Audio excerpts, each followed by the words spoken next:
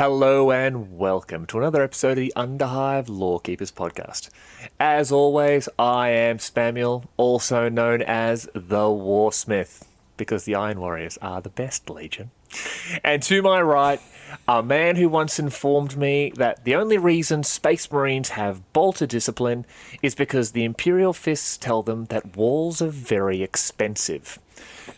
It's Nathan. How are you, buddy? I'm good, mate. That was a good one. People I've been referring to as Warsmith because I've been telling a lot of people your surname is Smith. And I just said, go with whatever you want. And you've heard Warsmith. Just because, I don't know, that makes you feel strong and powerful. One Eldar player did tell me to keep his goddamn army out of my mouth and then slapped me and I couldn't figure it out. But you know what? It makes a lot more sense now. Maybe they weren't saying war. I'm going with it. Go with it. It's better for your confidence, yeah. It really is. What was your question? I always do this. How are you? I am. How's your week been? I'm still in tournament recovery mode. Yes. I'm also riding a wave of I can't wait to get to the next tournament. So thinking about not only my Arcramunda gang, but also my next army for next year. So I had a revelation, and I probably touched on it in the Hobby Diary if you haven't already listened to it, but I'll say it here. When you go to a tournament, like I really want to take a lot of infantry models, but I played it with like next to no models. Well, not next to no. I think I had like 15 models or something like that. That's the only way I'm going to tournaments from now on. Just next to nothing on the table. And it is brilliant. Games are quick. Opponents either hate you or love you. And just charge. That's it. Took a leaf out of your book. And that's exactly it. It doesn't matter. Even if you're a Tau player, blood for the greater good is still an actual, it's a calculated move. And usually it just shows that you are bad at math. But for those of you who haven't listened to our Hobby Diary yet, head over to Patreon. We have a free Hobby Diary every single month. And this month's was a weird 3-part episode about Nathan's foray into ArcFest this year. A Warhammer 40k event. I believe it is the largest 40k event in Australia, if not the universe. But It did have some other games there as well too. So it had a bit amazingly it had Mordheim, which for those who have listened to episode 1 and 2 of our Mordheim series will hopefully love that. Yes. And it had a second edition, 40k second edition running as well, which was phenomenal. It was very nostalgic. There was an orc player there for the second ed thing who had an entire unit of the metal Gretchen. Wow. They were, and the guy was going over it and he was like, oh yeah, it's mostly second ed and that except this one here, this is a third ed model. And he looked ashamed and I was looking at him, it's like, are you all right, mate? These are amazing. Like these one he goes, yeah, but I don't have the second ed one painted yet. And I'm just like, I wouldn't have known, bro. Yeah, I wouldn't have known. Could have fooled me every single day of the week. And those second ed armies, what I loved about them is they just went for the Goblin Green base with green bases with just the dirty flock on top. That was it. Yep. There was something, I don't know, you love to see the modern iterations of the way people do their bases and so forth, but to see, I guess the old school, man, it brought me back to my youth massively. It was awesome. Yeah, it was phenomenal. It was fun to see. Phenomenal. Very, very fun to see. So you had ArcFest, and we're not going to go into it too much, obviously, because we have gone over it on the Hobby Diary already. And then this whole week, you've not been at work because you've been having a holiday and moving house. Yes. I didn't think those two things could be mutually exclusive from each other, but you can have a holiday while moving your house. You just need to hate your holiday, hate your house, hate the idea of moving, and the only good thing that I've found is I've a lot of Warhammer affiliate, and Warhammer adjacent products in my life. So one of the good things I found is I've been finding like miniatures where I'm just like, what? I was looking for you. I didn't even... Do you know, I found 2 squads of Valhallans in a shoebox. And I was like, no, I've got the whole army in a figure case. Like in one of the big double figure cases, which holds like 100 and like 200 odd miniatures or something. I'm like, no. So I have those. And then I found another squad, like unpainted, no bases, nothing, just sitting in a drawer.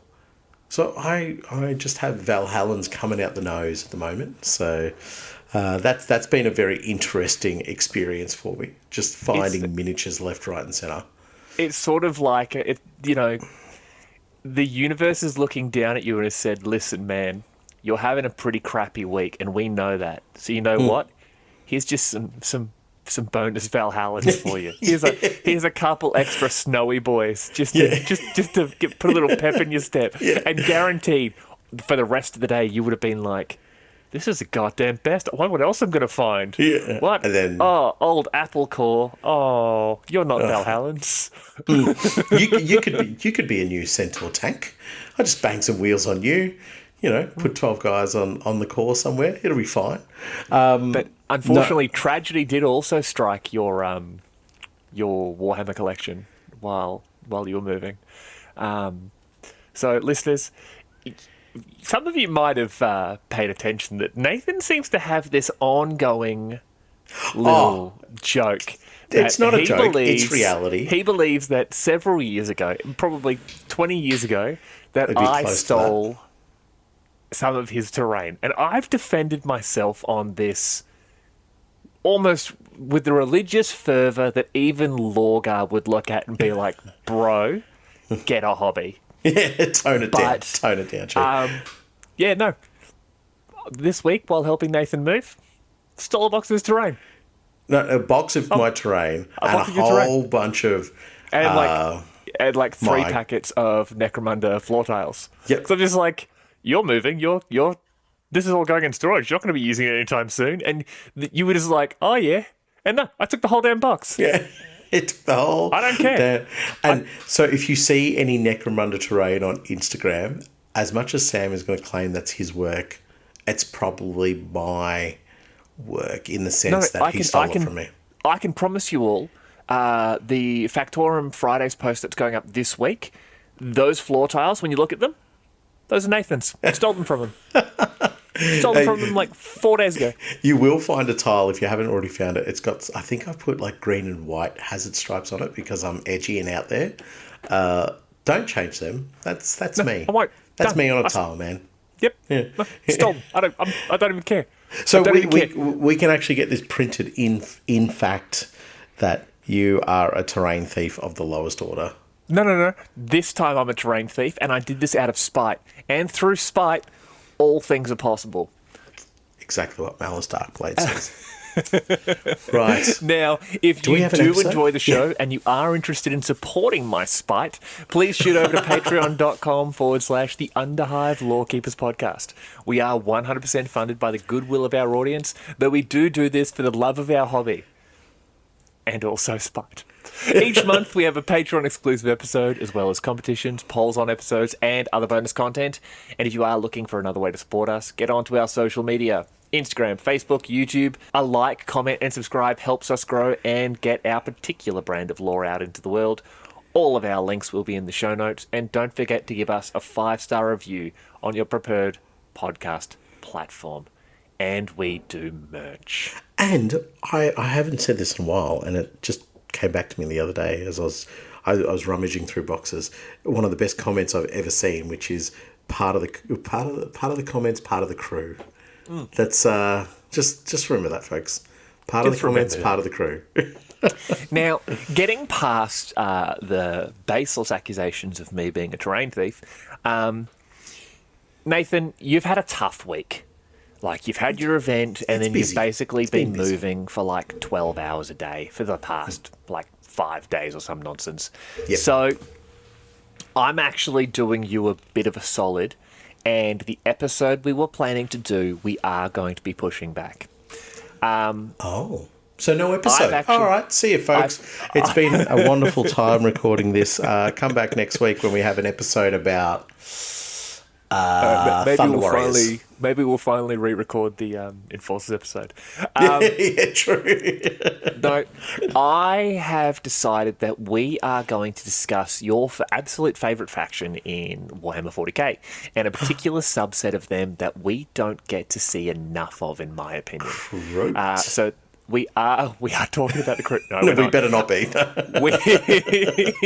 We are talking about the Eldar. No. Boo. Yeah. We are, in fact, discussing a group within the Astra Militarum. Oh, yeah. We are discussing... Let's just call them a couple of naughty boys. We are discussing Astra Militarum Penal Legions. Wait. Check your pronunciation. Did you say Penal Legion? This is not a Slanesh episode. I said Penal Legion. Okay, yes. Sorry. I'm a little bit dazed and confused from the week. Sorry, I heard something and I thought, wait, that's not going to air. What are you doing? We're not talking about the Emperor's Children. What? Right, yeah, that's our After Dark episode. Rightio, the Penal Legions. Wow, I haven't heard about Penal Legions for a while. They've kind of definitely phased out of the GW sphere, in the sense of we don't talk about them, ask no questions, sort of thing. Get no answers is what they did definitely appear in the much earlier books. In fact, back in, and we're going to discuss them obviously in this episode, but they were very much so a sort of one of the more darker aspects to the Imperium. And when you're talking about a genocidal, homicidal, religiously fanatical empire like the Imperium of Man, to say they have a dark side is worrying. Yeah, that's the bit we don't talk about. But we're murdering Xenos children. Yeah, but we don't talk about the Penal Legion. What we're doing is okay. Yeah, and I think it's that, without going too far into it, because don't want to preface the episode too much, but that vagueness of what they could have committed crimes for, and then the types of scenarios they could get thrown into, and the type of sort of, I guess, moral ambiguity they would have within those scenarios as well, because it's, well, if we don't do the mission successfully, it's a bullet to the brain pan or servitor or whatever the case might be. So, yeah, I think as GW got more, as 40k got more and more popular, they definitely became something that they was like, we've talked about them, we know about them, but let's talk about Cadians, and let's talk about Death Corps, and all the other things that are definitely out there. But do we have any reads? Because I haven't seen anything yet. So we do. So if you jump onto our super handy podcasting tool, you'll see a full write-up that I've taken there. Now, a lot of this, in fact, a lot of the reads we are going to be going over here today actually come from one of the Dark Heresy novels. Right. Not novels, I apologize, rule books. In this particular case, Dark Heresy, the Radical's Handbook.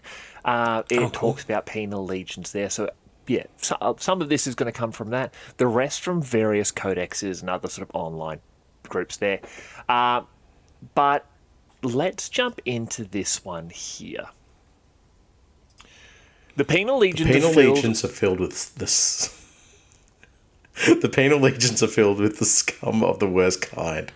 These murderers, rogues, deserters, cowards, madmen, seditionists, and drunkards fight for the Emperor in the bloodiest war zones, whether willing or not. The penal units in which these villains serve are the product of the harsh discipline enforced in the Imperial Guard. With millions of men and women under arms, all armed and trained to kill for the God Emperor, there can be no leniency if order and combat effectiveness are to be maintained. The breaking of any number of tenets of military law and the inexhaustive wealth of Departamento Minatorum regulations, up to and including murder, are all punishable by death or service in a penal battalion. Right, so I guess that's what I was sort of touching on initially, of there is so much naughtiness that you could get done for, and it would also vary based on the regiment. So what we're talking about here is Astra Militarum units that are then sending their naughty no-goods off to the penal battalions. That's in this first initial part. We're not yet touched on, like, prison planets and so forth being recruited into penal battalions either. So that's a slightly different one. But from an Astra Militarum point of view, the one thing that I've always found very interesting about the Penal Legions is that what you may do within a Catachan regiment that would be considered just run-of-the-mill, ordinary, is not something you may get away with within a Mordian regiment or a Vostroyan regiment or something like that. Yes. So the severity of the crime or the severity of the offence would really depend on where you're coming from. Obviously, if you punch an officer or you threaten an officer or something like that, it's probably going to be pretty standard across the board. But there is a bit of fiction, and I can't remember where, a bit of lore, sorry, where I think Catachans either disobey or disregard a commissar. They're just like, yeah, mate, stick it up your nose. We're not following what you're saying, because he's suggesting they just go charging through this particular battlefield, which is to just be exposed and murdered. Where they've said, the commissar has said, charge through this particular part of the battlefield, and they've just gone, no.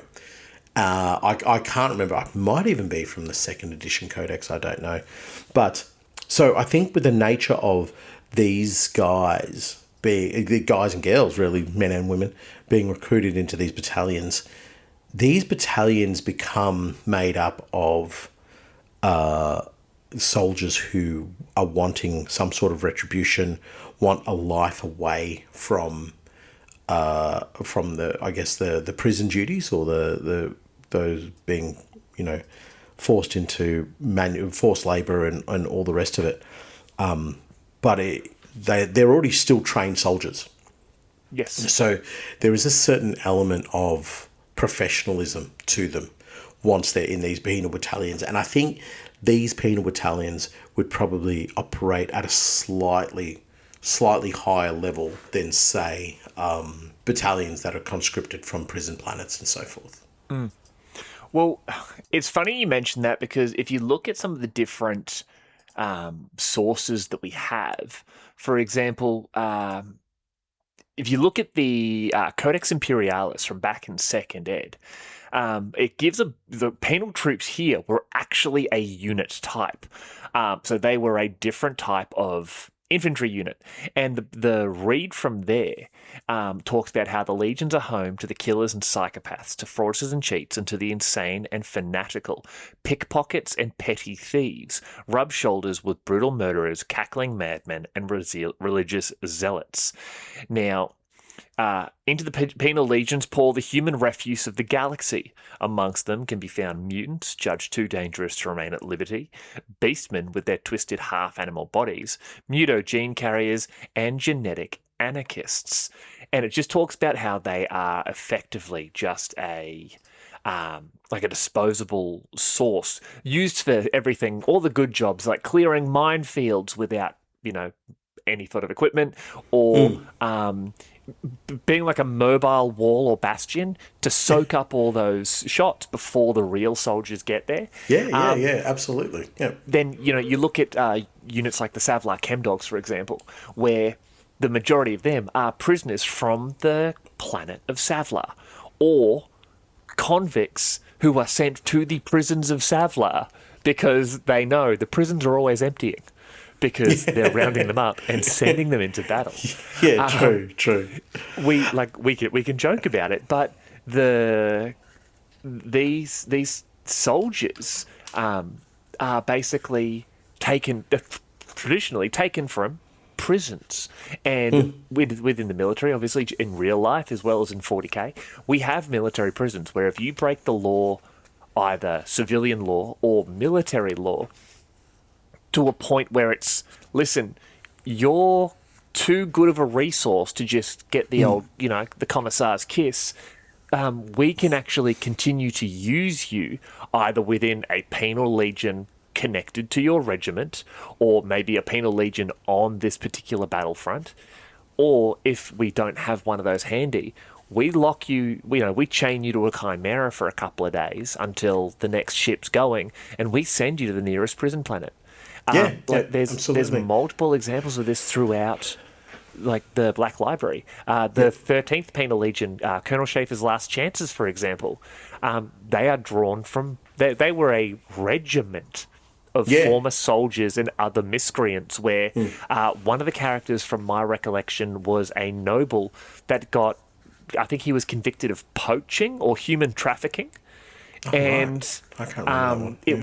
It was just enough of a crime that he was stripped of his noble position, but not enough to kill him. So they sent him to...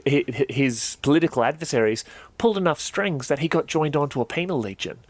Yeah. And he wasn't a soldier, he was a nobleman. Then you had people who disobeyed orders and were just like, well, we're not going to shoot you. We've put all this time and effort into training you. You know what we're going to do? We're going to send you there, and you could be a bullet sponge for a while. Like there's all sorts of different ways to get into the legions. Yeah, and I think that becomes then the value of whether you should be shot as an example, whether you should be shot because it's easier logistically, or whether or not we can round you up and definitely use it as a resource later on, because whether or not, and I don't necessarily agree with your point of view, if we put too many resources into you. I think it's more of a case of we're going to need soldiers. We always need soldiers. We are continuously fighting. But it's funny that you bring up this series for us to explore, because I've been listening to an audiobook about World War II, and it touched ever so slightly on the press ganging of civilians and so forth.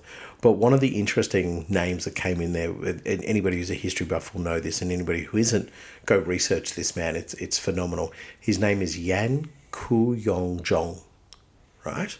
And he's a South Korean, right, who was picked up by the Japanese army, made a prisoner, forced to fight for them, fought against the Soviet Red Army, was forced to fight for them after being taken prisoner, conscripted into one of the penal battalions or whatever have you, captured by the Germans and conscripted by the Germans, and then was forced to fight in one of their, I guess, penal battalions as well, and finally surrendered to American paratroopers in 1944 or something like that.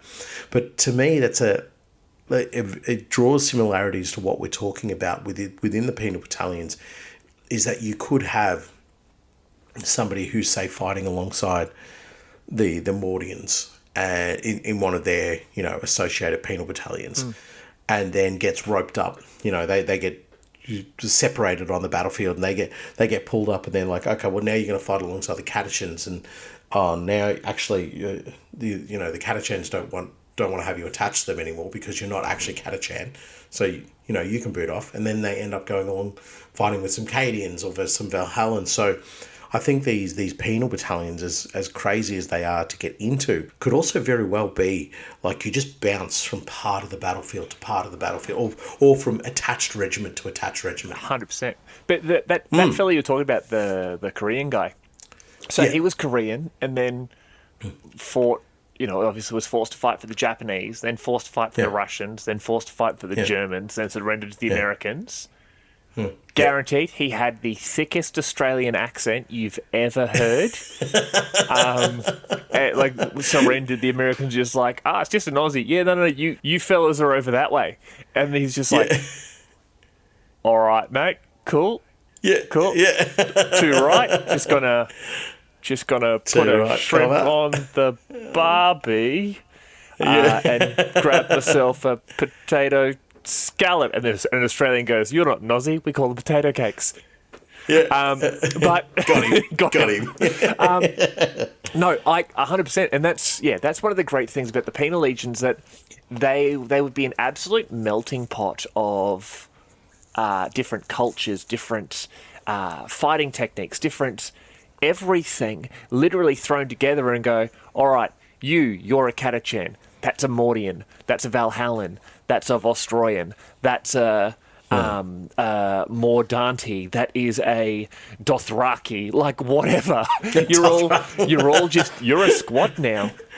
That's the sergeant. Figure it out. And it's just like, okay, what are we all good at? But we... Sorry, I just want to say one last point on that as well. This would see the value of recruiting from a single regiment. So if you've got Mordians, right, and I keep referencing them because they are the most, I guess, they're the polar opposite to what you would expect a penal battalion to be like. But if you had Mordians that were part of a penal battalion and they were drawn from multiple Mordian regiments, they would be shunned, they would be ridiculed by the rest of the regiments, but all in all, they would be all fighting together as Mordians. So the same sort of understanding of combat doctrine, the same kind of understanding of, I guess, their ethics and morals within the way that they look at the Imperium and what their places within it. Those mixed bag units that you're talking about, they would be a lot harder to coordinate. You might get a diamond in the rough and you might get some really superior squads come by the integration of different doctrines and mindsets and so forth. But I think more than likely a lot of those units would be used, as you say, like the wall.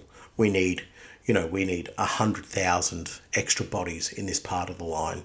So roll up 100,000 penal legionaries, whether they be, the Blue Bloods, I think they were. Yes, yes.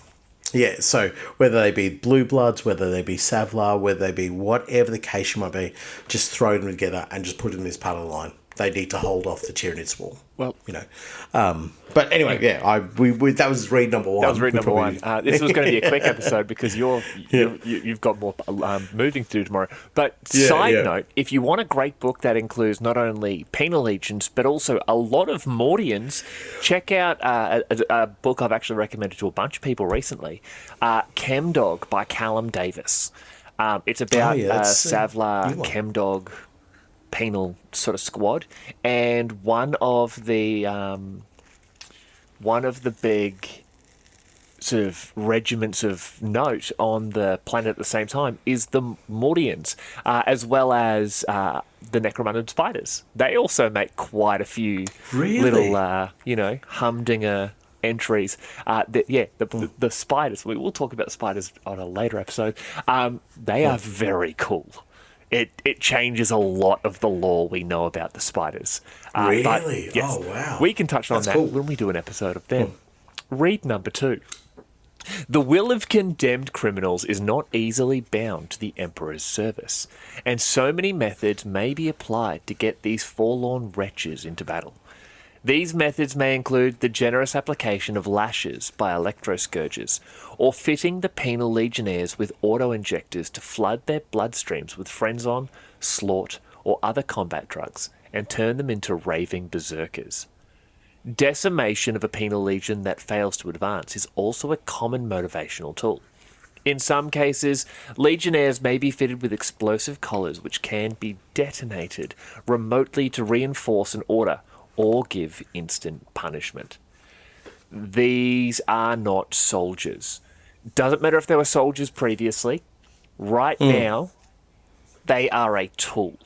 And they are. You can imagine these poor wretches, much like some of the, and it's a little bit dark, some of the penal legions from the First and Second World War. They were genuinely herded into battle. Examples of this from the Black Library are the captured troops in the novel Storm of Iron by Graham McNeill. The troops are literally told, go that way. And if you don't, we're just going to shoot you in the face. And they were whipped, they were kicked, they had things thrown at them while the traitor guard and then the Iron Warriors were behind them. But they are literally just herded into the guns, herded into minefields. As it says here, they are literally given drug collars and just hit the button. It fills them with the chemicals and they charge at the enemy. Or if they're unlucky, they charge at their commissar. Then... So this is like, the old adage of the carrot or the stick. This is like just 2 sticks. Yes. So, there's no carrot involved here. It is whipping and belting and all that. I think, when you've got auto injectors and so forth, that's sort of treating the penal legion with a little bit more sort of emphasis about, like, can you be utilised in a combat role? Not just walking into a minefield to clear it for our more elite troops. But this is like, okay, well, maybe we can use you, so we'll give you Frenzon, or perhaps the Frenzon or the slaught or whatever is used to cloud their minds, in the sense that they can just push them forward. Just go, 100%. Just go. So I think this idea that the penal legions, what you said earlier about, like, can there be this nice little combat doctrine that we can establish with them, and there's this integrated tactics and all that kind of stuff. I think this is 99% of what's happening to the penal legions. They're finding a hole, they're filling it with penal legion, and they're expecting to lose in that area. I think any commander who is flooding that gap with penal legion is saying, we're going to lose this part of the battlefield. No two ways about it. The penal legion there are purely as a stopgap. If we're assaulting a position, the penal legion there are used either as a distraction, or they are being used to, just alert us to where the enemy guns are. And then we will start zeroing in, targeting them. So this is like the pinnacle, top end, worst part of what's happening. Just infantry being used purely just for very minimal tactical advantage or gain. But it's also, I guess, a tool to show the rest of it, and again, from the regiment's point of view, not just from conscripting the populace, from seeing other regiments looking at this and going, I don't want to be part of that. They're just being thrown into heavy bolters because we're trying to zero their heavy bolters for artillery fire. So I'm going to be a good boy in my regiment. There was in one of the Last Chances novels, so what happened with the Last Chances, and we'll inevitably talk about them later on. It originally started as a regiment, thousands of penal legionnaires, and as they were going from combat to combat to combat to combat to combat to combat to combat to combat, the numbers just dropped. And it went from thousands to 1,000 to hundreds to 50 to literally a squad. And when the last mission came up, and they were basically all told, you will get redemption through service. This is the mission that all of this is building up to. So you're all scum, but you're the Emperor's scum. And you are hardened criminals, you are political prisoners, you are guardsmen who've pissed off a commissar once, you are drunks and fighters, or thieves and murderers, whatever. It doesn't matter. You're now hardened veterans, and you're all at this point, and we have to complete this one mission. And when we achieve our objectives and we are victorious and we come back, every single one of you goes free. And most of them sit there and just go, tickety boom, let's do it, baby. But one guy says no. He goes, nope, I'm not doing it. I've fought Tyranids, I've fought Xenos, I've fought Orcs, we've been in space, we've fought the Dark Eldar, we've vented our friends and loved ones into the void, but I'm not doing this. And the fella in charge of the regiment, Colonel Schaefer, turns around and goes, that's cool. You can go join the other penal regiment and you can live out your life there. And during the battle, a bunch of them watching this penal regiment basically just get whipped into a minefield, and they're basically distracting artillerymen and that sort of thing. And one of the characters looks over and goes, oh man, I wonder what old, I can't remember his name, I'm just going to I'll come up with something original. I wonder what old Timmy's doing right now. And Colonel Schaefer looks at him and goes, oh no, that's him down there. That soldier I wanted at my side so badly, because he said no. Yeah, he's one of those guys trying to catch that mortar right now. And it just shows, you have the chance at redemption, but the moment you turn away, the moment you've said, no, we're not doing this, you're less than nothing to me. I'm laughing because your words are just what I could imagine a commissar saying, or a priest saying. You have this chance at redemption. Yep. All you've got to do is just speed bag a bloodthirster. Yeah. Just like, brrr, you'll be fine. You'll be fine. Oh, you chose not that? Disgusting. Yeah, disgusting. How dare you? Go catch that Earthshaker round. If you catch that, you can go free. The Penal exactly. Legion. The Penal Legions are insane. That are bonkers, man. Yeah. Absolutely bonkers. And I think, and I touched on it earlier about the idea that Games Workshop's moved away from it. Just the very first, 20 minutes, half an hour of what we're talking about, there's some very, very dark concepts that all revolve around humanity. I think it was Peter Jackson in Lord of the Rings had Easterlings. Do you know what the Easterlings are? Yes, I do. They ride the elephants. No, that's not the Eastlings. The Eastlings were in the golden sort of armor. They were they were the actually very militaristic ones. Exactly. Yes, so they were the professional troops as opposed to just brigands. Just the hordes. Yeah. So one of the directives in the movie was to make sure that we couldn't really see their faces because when they were being killed, we didn't want to see lots and lots and lots and lots of human death. And that is why I think the Penal Legion has vanished out of...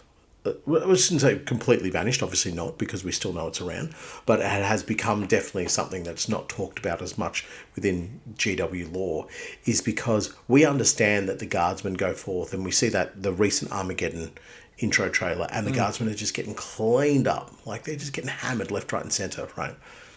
But there's an acceptance of that this is a military unit fighting in something that could be, at a stretch, something that could be regarded as fair and just warfare, right? So even though it probably doesn't have much of a...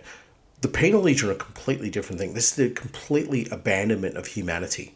And that's not just from the officers in charge, it's also in regard to the Penal Legion individual. They have not necessarily abandoned their humanity, but they've had to abandon aspects of it to just survive. And as I said, it takes us down a dark path way, way, way far away from glorious crusades of the Astra Militara, glorious victories of giant tank companies and so forth. So, yeah, everything that you're saying there just reinforces the fact that the Penal Legion, I think, are going to find... they struggle to find a place. But, anyway, we do have another read. The Penal Legions are thrown into the most dangerous and suicidal of engagements, where the chances of survival are minimal. Some go into battle filled with remorse for their crimes. Others walk like men already dead, their limbs trembling with fear. Some embrace the carnage and prospect of their own death with a madness born of fear. Most die in the first moments of such engagements and pay a quick price for their crimes. But a few may survive to be cast once again into the cauldron of blood and fire and see if the Emperor is yet done with their service. These rare survivors are a savage breed who can walk into the mouth of hell and emerge screaming their defiance at death.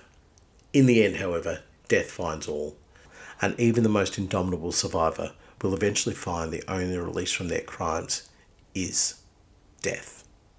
A very few of these rare and dangerous survivors may find themselves performing new and more lethal service for an Inquisitor who has use for resourceful and hardened killers.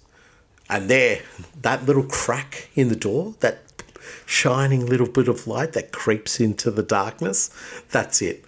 Please let a rogue trader or Inquisitor or somebody see me. Let that be my moment that I can get out of this, because they will just be pressed into continue, as you said with Schaefer's Last Chances, continuous Penal Legion or Penal Battalion associated missions, which are just the worst missions.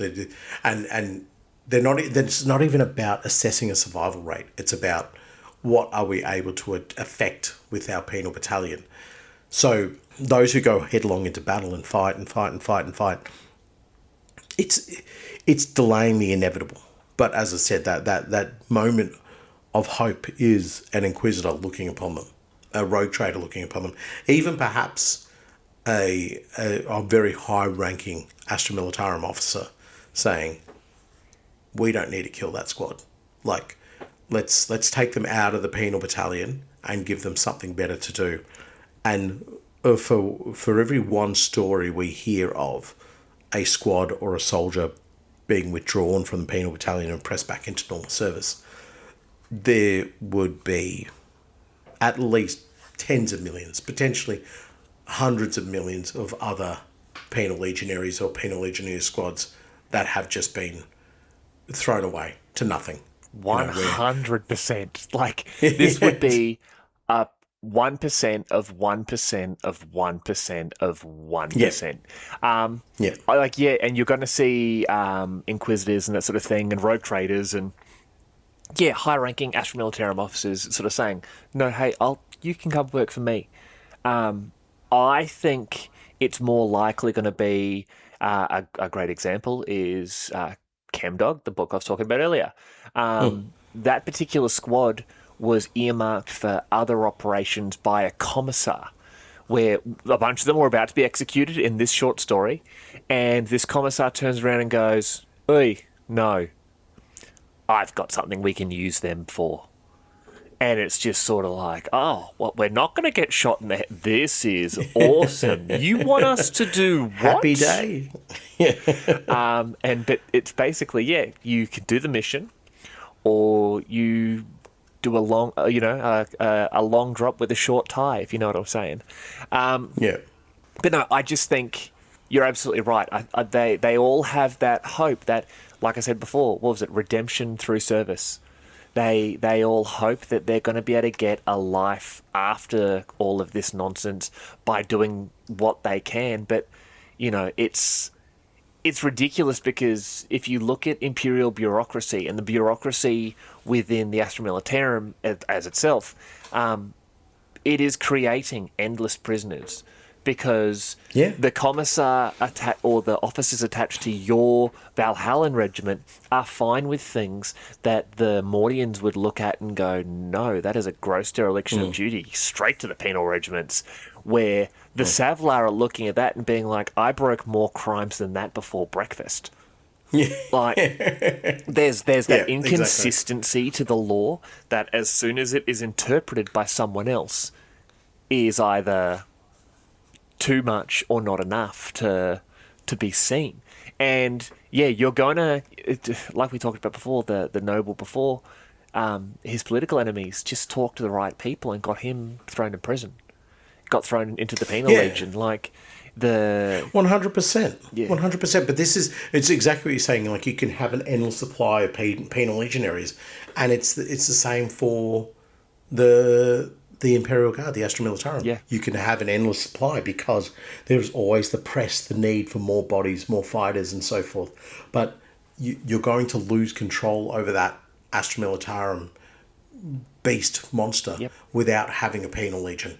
Because if you don't have that, the soldiers will see what they're doing and just go, I'm not continuing this fight. This is silly. I'm going to stand up against this. All the propaganda that was fed to me to join the regiment, or the fact that I was forced to join the regiment, I don't want to be on this battlefield. I don't want to be facing demons of Zinch that spit fire from multiple different avenues, and I'm being told that we need to hand over our ammunition, fight them with bayonets, because we need the ammunition for somewhere else. So shout out to the tithe. Shout out to the tithe. Yeah, if you don't have a penal battalion, you will have those questions raise their horrible heads, and you can't have that.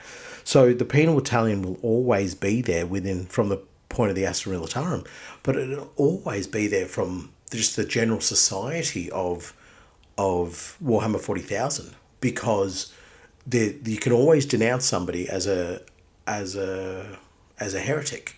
And then they get wrapped up in it. And if they're proved to be innocent, they've got the right connections or the right kind of evidence supporting them.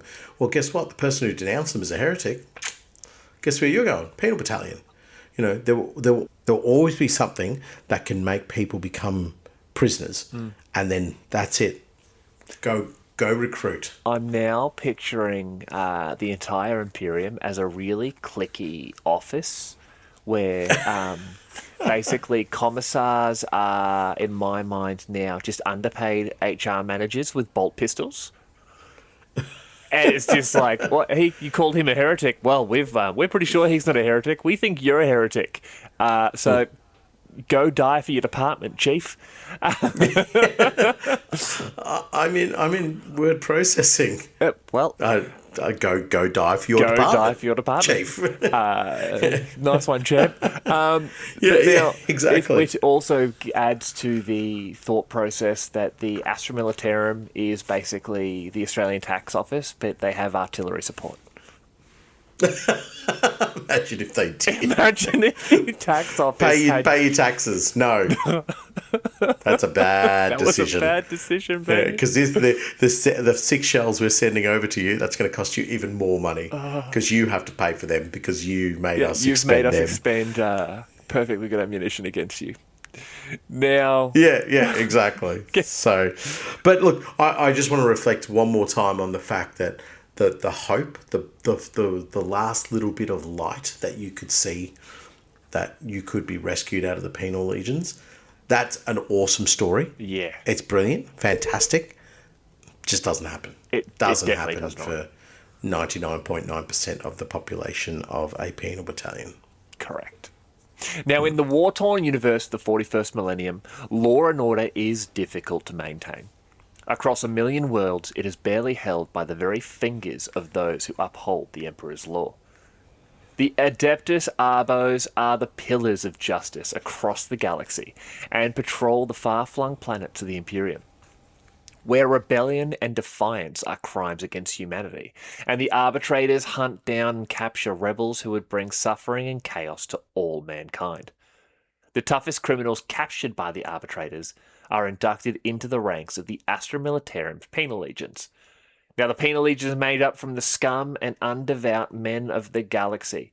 As we've said, mass murderers, rebellious planetary defense force troopers, thieves, hijackers, and all manner of criminals are made part of the Penal Legion for their sins. These lawbreakers are saved from sentences such as termination or slavery, and instead taken into battle against the Emperor's foes. This is what we were talking about before. The Penal Legions aren't just soldiers. They aren't just the men and women who have chosen or been told that they have chosen to take part in conflict. It is everyday criminals.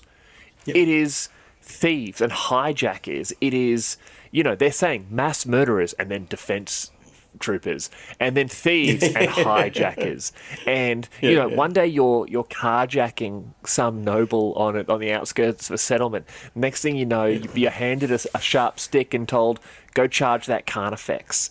Like this is a great example of the way the Imperium can actually see. Like, they are very much a reduce, reuse, recycle sort of government. Yeah, they're very, very keen on renewable energies. Yeah, the renewable energy is your blood.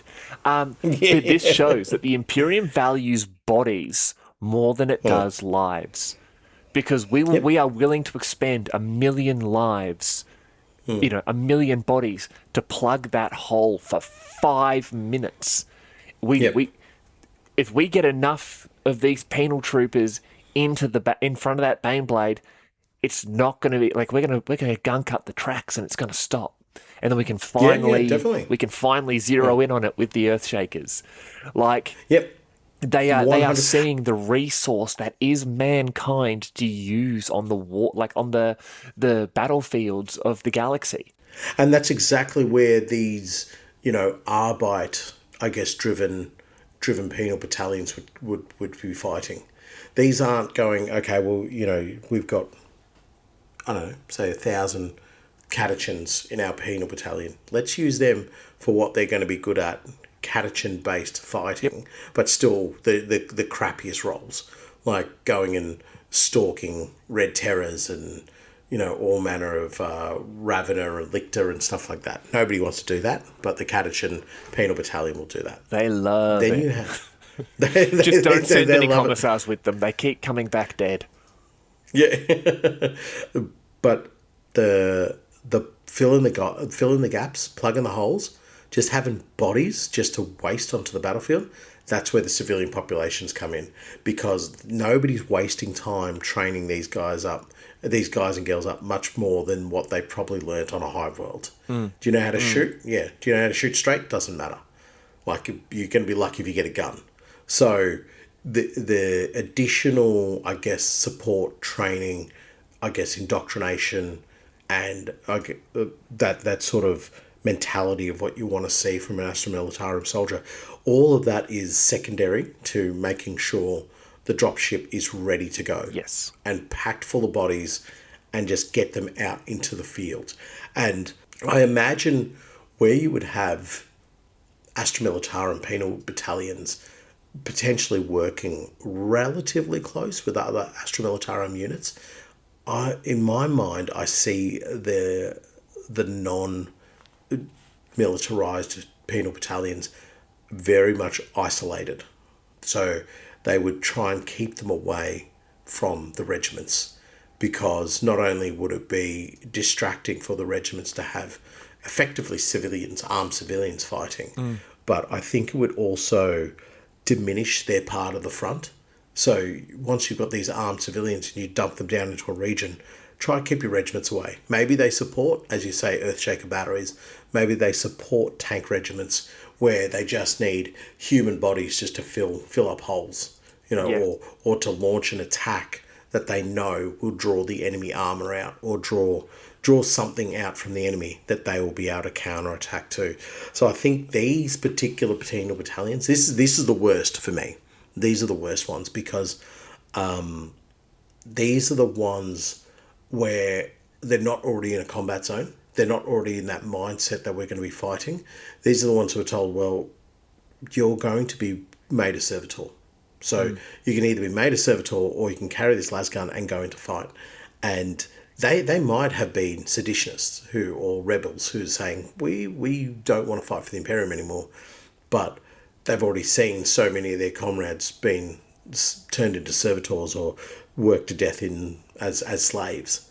So they're like, you know what, I'm going to take the opportunity to keep breathing and potentially have a chance at my rebellion sometime later in life, only to be dumped on a planet where they just need to hold out for a minute just while more reinforcements touch down in the landing zone against a massive Orc war.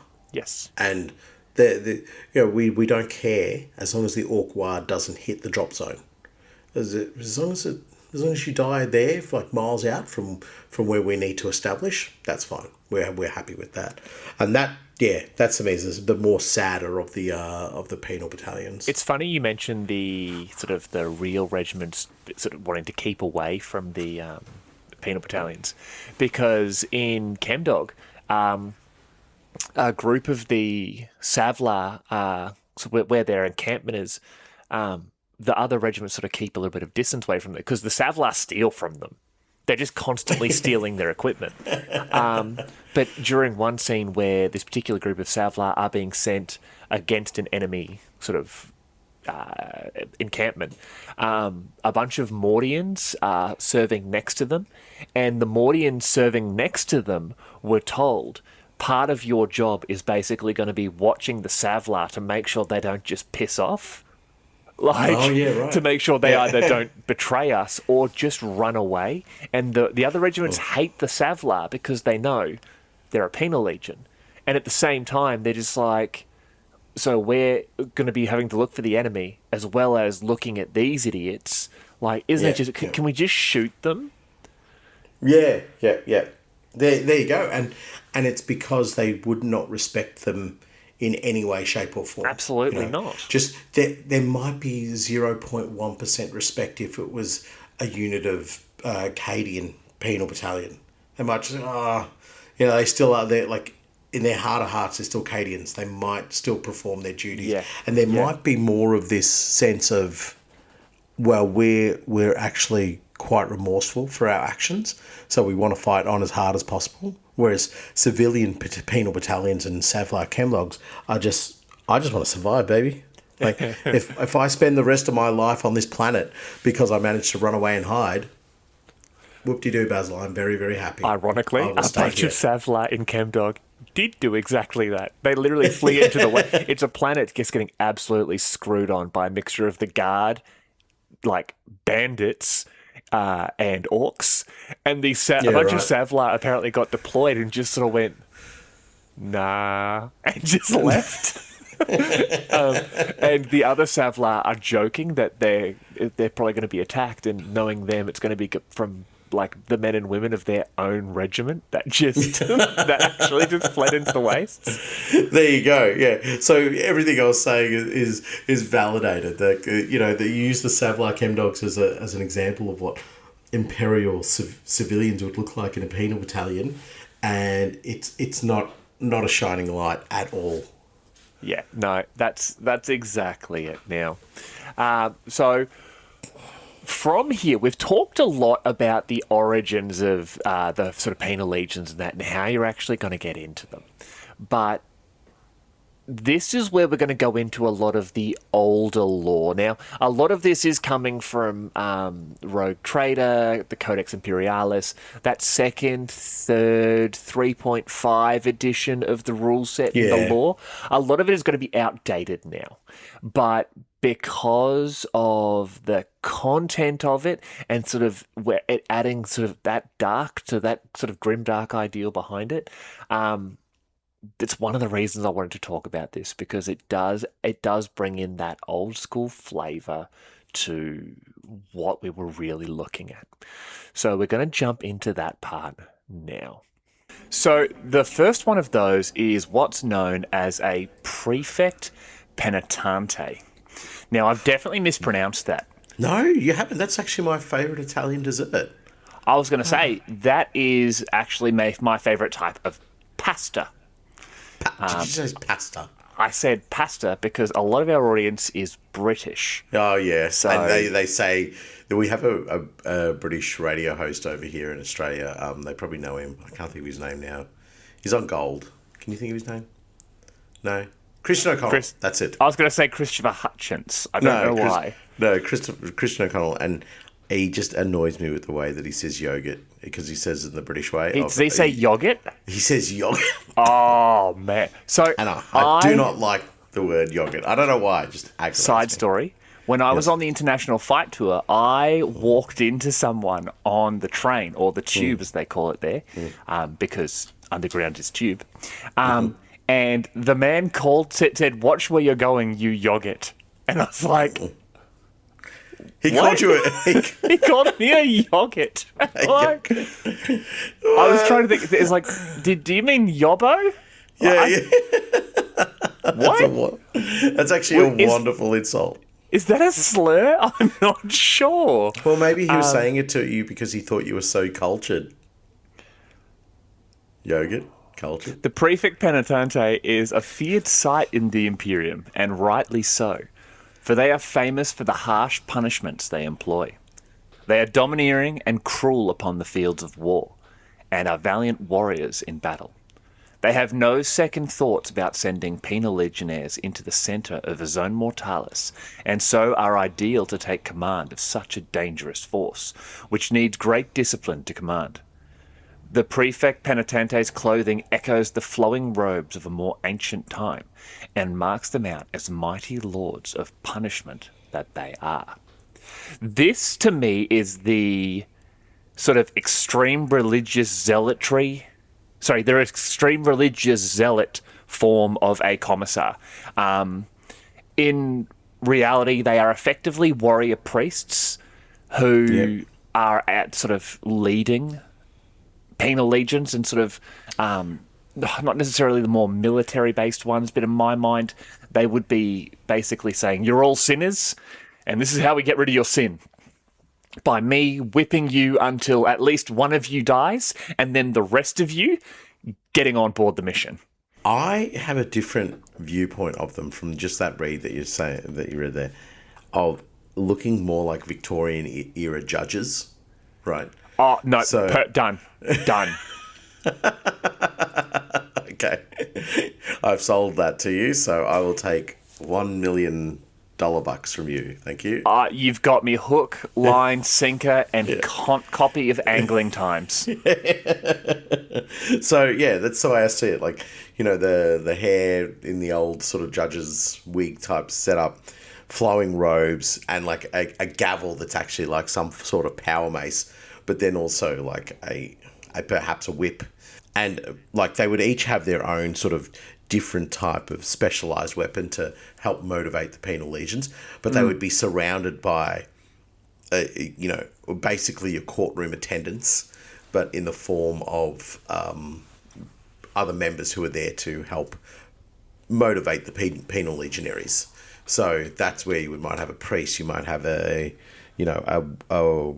can't remember, like an officer of the court sort of thing, and you know, perhaps some lawyers and what have you. But they're all, their mission is just drive the penal legionaries into the heart of battle and do what they do, whether they die or whether they survive doesn't matter. Just get them into the heart of it. So yeah, I could see them really standing out. Imagine like white wigs and red robes and, you know, little flashes of gold and blacks and so forth. And then you've just got this mass of rejected humanity around them. I'm just thinking of, what's the word I'm thinking of? What do they look like? I think of them almost like what you're describing there, that court, as almost like a collection of barristers. Yeah. That's what So you'd have like a few barristers there, but then you would have like a court officer who is like maybe a little bit more heavily armed, and they would have maybe they would be toting a melter gun or have like a heavy stubber, a twin-barreled heavy stubber or something like that. So when the penal legionaries get out of turn, they just, you know, they light them up with that if needs be. Oh, that's awesome. I'm picturing them basically as these barristers or judges, and they know their charges so well that they're screaming their names and their crimes, and be like, this is how you atone for the crime of, you know, cool, stealing from the Emperor's holy collection plates. You know, charge your enemy, and he's pointing and being like, and he's naming them, and that's awesome. Yeah, yes. Like they would be so, because they know that they're sending these people to their death. They don't care. But they're just... No, that imagery, Sam, that is amazing, of being able to point to, say, like, you know, Officer Caldwell or something like that. Dereliction of duty in the face of minor Xenos threat. Yes. Prove yourself. You know, so that's really cool.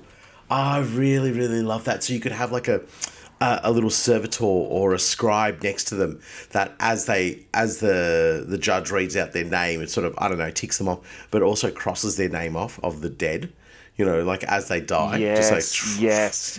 So do you know how Lady Hera has the little Medusa orbs, the skulls? Yep. They would, I can imagine this team, this court-appointed team from the Prefect Penitente, they'd all be Italian judges, by the way. Absolutely, every single one of them. Yeah, would be surrounded by servo skulls, just constantly like Giuseppe and Mario, Luigi,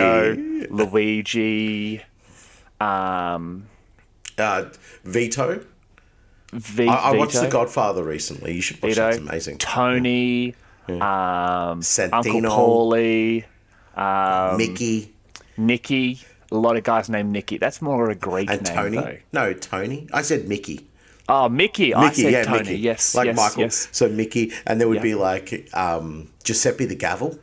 That Giuseppe would be the Gavel. Yeah. In reality, these people are obviously members of the Adeptus Arbos, or like the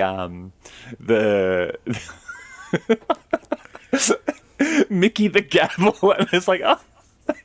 He's got a power gavel. Yeah. You can imagine him charging a corn berserker. He's like, objection, smash. Berserker's just like, you know what, you win this fight because you're a lot more clearly crazy, sir. Yeah. You have knocked me back to my pre-heresy stance. I don't want to be part of this anymore. No, you are right. He knocked the chaos right out of him. Yeah, exactly. Dark Angels are just like, oh, we could use that because we never really traded, according to the Lion. We are not starting that argument now. No, I see them more as the judges and the it is such a belief in the word of law that they are willing to forego the logic that so what I'm looking for, that any regular person would have. Yep. Because they would just be looking at it going, no, you broke the law and your punishment is death. If you can serve death, so you can serve the Emperor by making sure your death is worthy, you will be forgiven of your crimes. Yeah, 110%. And they would not be looking at the occurrence of the crime and how that actually, did say this officer that was derelict in their duty, did they actually do the right thing? No. According to the battle plan, you were wrong. But I saved a load of lives, or I destroyed a chaos defiler because I didn't just run my men headlong into the guns. No, you disobeyed your orders. Yep, exactly. And you know what? And you've damned the men and women of the Imperial Guard that you saved, because they are only alive because you are a heretic. You have tainted every single one of them, which is why they're in the penal unit with you. Yes, you understand this, right? Your actions have damned them. Yeah. So none of you can see me. I'm getting really angry at Nathan. I'm pointing my finger at him, and I'm pointing towards this imaginary guard unit. But no, the prefects, I genuinely look at them that way. They're like, no, this is the law. It is black and white. There is no grey area. Your life is forfeit. I will shoot you now, or you can steal time from death by serving him on Earth. In the Penal Legion. Terror, yes. In the Penal Legion. And then that judge gets accused of heresy for calling it Earth and gets wrapped up into the Penal Legions as well. But accepts it. Straight to the Valdonians. He's like, this is how it is. Yeah, I did the wrong thing. I said the wrong words. I deserve what I get. But there's a couple more of these we're going to go through. And so the next one, can't get stuck on the Italians. Mickey the Gavel. Giuseppe the Gavel. Giuseppe the Gavel, yeah. It's a me. Vengeance. Yeah. It's a me. Wow. And then his evil version is Wa Giuseppe, and he's got a chain gavel. Yeah. No, he's green. Wa Giuseppe is actually an orc. Oh no. That's perfect. In the judges' robes as well. With the white wig on. Perfect. Love it. But let's talk about the arbitrator shock squads. The arbitrators form the policing units of the legions penitente. Without these Arbites, the penal legions would soon lose control of their inmates through outbreaks of mutiny and rebellion. Arbitrators are well armed and fanatically loyal to their cause. The arbitrators of the shock squads wear dark uniforms, and a sinister reflective visor of their helmet hides its wearer's penetrating gaze. So this is quite an easy squad to imagine, because you can just imagine the modern iteration of the Arbites. That absolutely wonderful squad, beautiful miniatures. Now replace all of their visors with these. Do you remember the Dark Elder jet bike guy? The Reaver jet bikes. He's got the glass one. Complete glass one. Have them all wearing them, and just absolute zero empathy or sympathy for what's going on. And they would live very much in the mindset of nip it in the bud would be their battle cry, because when they would have seen and experienced so many different things within the penal legionaries, that they would understand that if you give them an inch, or if you let anything that looks like rebellion or heresy or mutiny grow, then you will definitely have not just a few members that you need to deal with, but potentially an entire, battalion or entire regiment of legionaries who are ready to go absolutely bonkers. So where the judges are basically, driving them onto battle, the shock squads would be all about absolute, undeniable punishment. It is just, if you raise your arm, you lose your arm. If you raise more than that, you lose everything. So if there's any chance that you might be something that resembles a dissident, these shock squads would just be grotesquely violent towards you, I think. They would just... I'm trying to think of an example, and the only one I can think, it sort of works. Yeah, it does. So you remember you've seen Astartes now, haven't you? No. Yes, you have. No, I haven't. I'm not going to watch it until you and I watch it together. Just pause it now and watch it now, you fool. That would be very unprofessional. We're talking about penal troopers, not Astartes.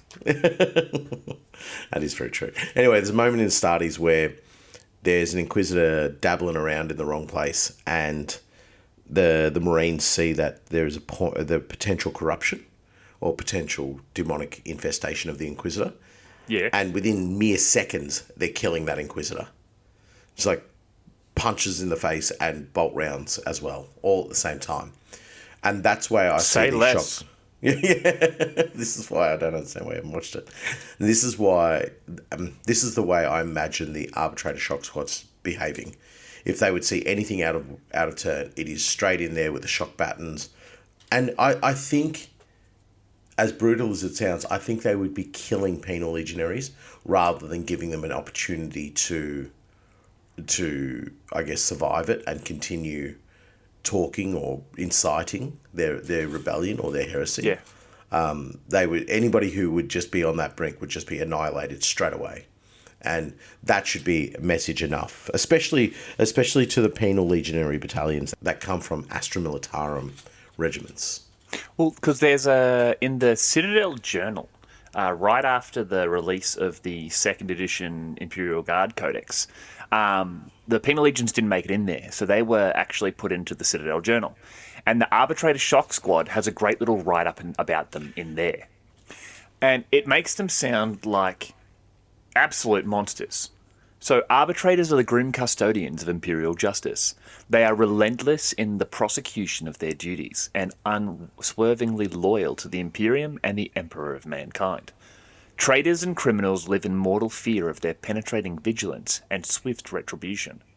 In the Penal Legion, they command whole companies of criminals into battle and keep order that a single arbitrator might not be able to keep. So when you say it, it's like, stop talking. Yes, sir. I said stop talking, and then you cop a power maul to the face. Yeah, yeah. Like, they're basically... They do that once or twice, and then all of a sudden, people had stopped talking. And that's how it would be. Like, you can just imagine, like... We all know what the Arbos look like. But these blokes, like you said, I'm picturing them with the reflective faceplates, like the Reavers, like the Spec Ops units. Did you ever watch Altered Carbon? Yeah, yep. So there was like special forces troops there. They had those reflective faceplates. You triggered my memory of that, actually. It's also very similar to the Hunger Games. The guys in that, Yep, that's how I picture these guys. Like, they would have those faceplates and they would not hesitate because they'd be there ready for they're in the trenches ready for battle. And, Trooper Timmy turns to Trooper Barry and goes, I'll see you on the other side up there, huh? And it's quiet. And, yep, sorry. And it's just straight to the back of the head. Then he turns to Barry and goes, and just stares at him with the blank faceplate. And, Barry immediately finds the wall in front of him really interesting. Because they're just like, no, we didn't say you could talk. This is how they're keeping control. Like, it's control through the ever-present threat of horrific violence. Mm-hmm. Yep, I'm in total agreement of that. They would it would be and it would be that level of extreme, like 0 to 100 straight away. Oh, you know what I mean? Yes. So, yeah, yep. No, I am with you 100%. And I think that's the way that they would enact their power. Yeah, but I get it. I also see these guys as just... They are violence incarnate, but like other Arbites would look at them and just be like, "Oof, you are hard." Yeah, Arbites are out there enforcing the law, keeping it going. But the arbitrator shock squads, they are police in the military. They are on the front lines at all times. Yep. And it's just, you handled some gangs. That's cool. Me and my squad went toe to toe with Traitor Astartes. Tell me again how a couple of ghast head gunmen were a bad thing for you. We saw demons. You know what demons are? Of course, you don't. Don't worry. I remember my first couple of years on the force. You'll get some respect one day. And, but they wouldn't even be doing that. They'd just be staring emotionless with the black faceplates because they are completely shattered inside. Yeah, but I think they are that absolute, like, manic type of devotee to the cause. Yes. They would be almost like other Arbites would just be like, these guys are a bit much. These guys are a bit serious. You know what I mean? Yeah, they're a bit silly.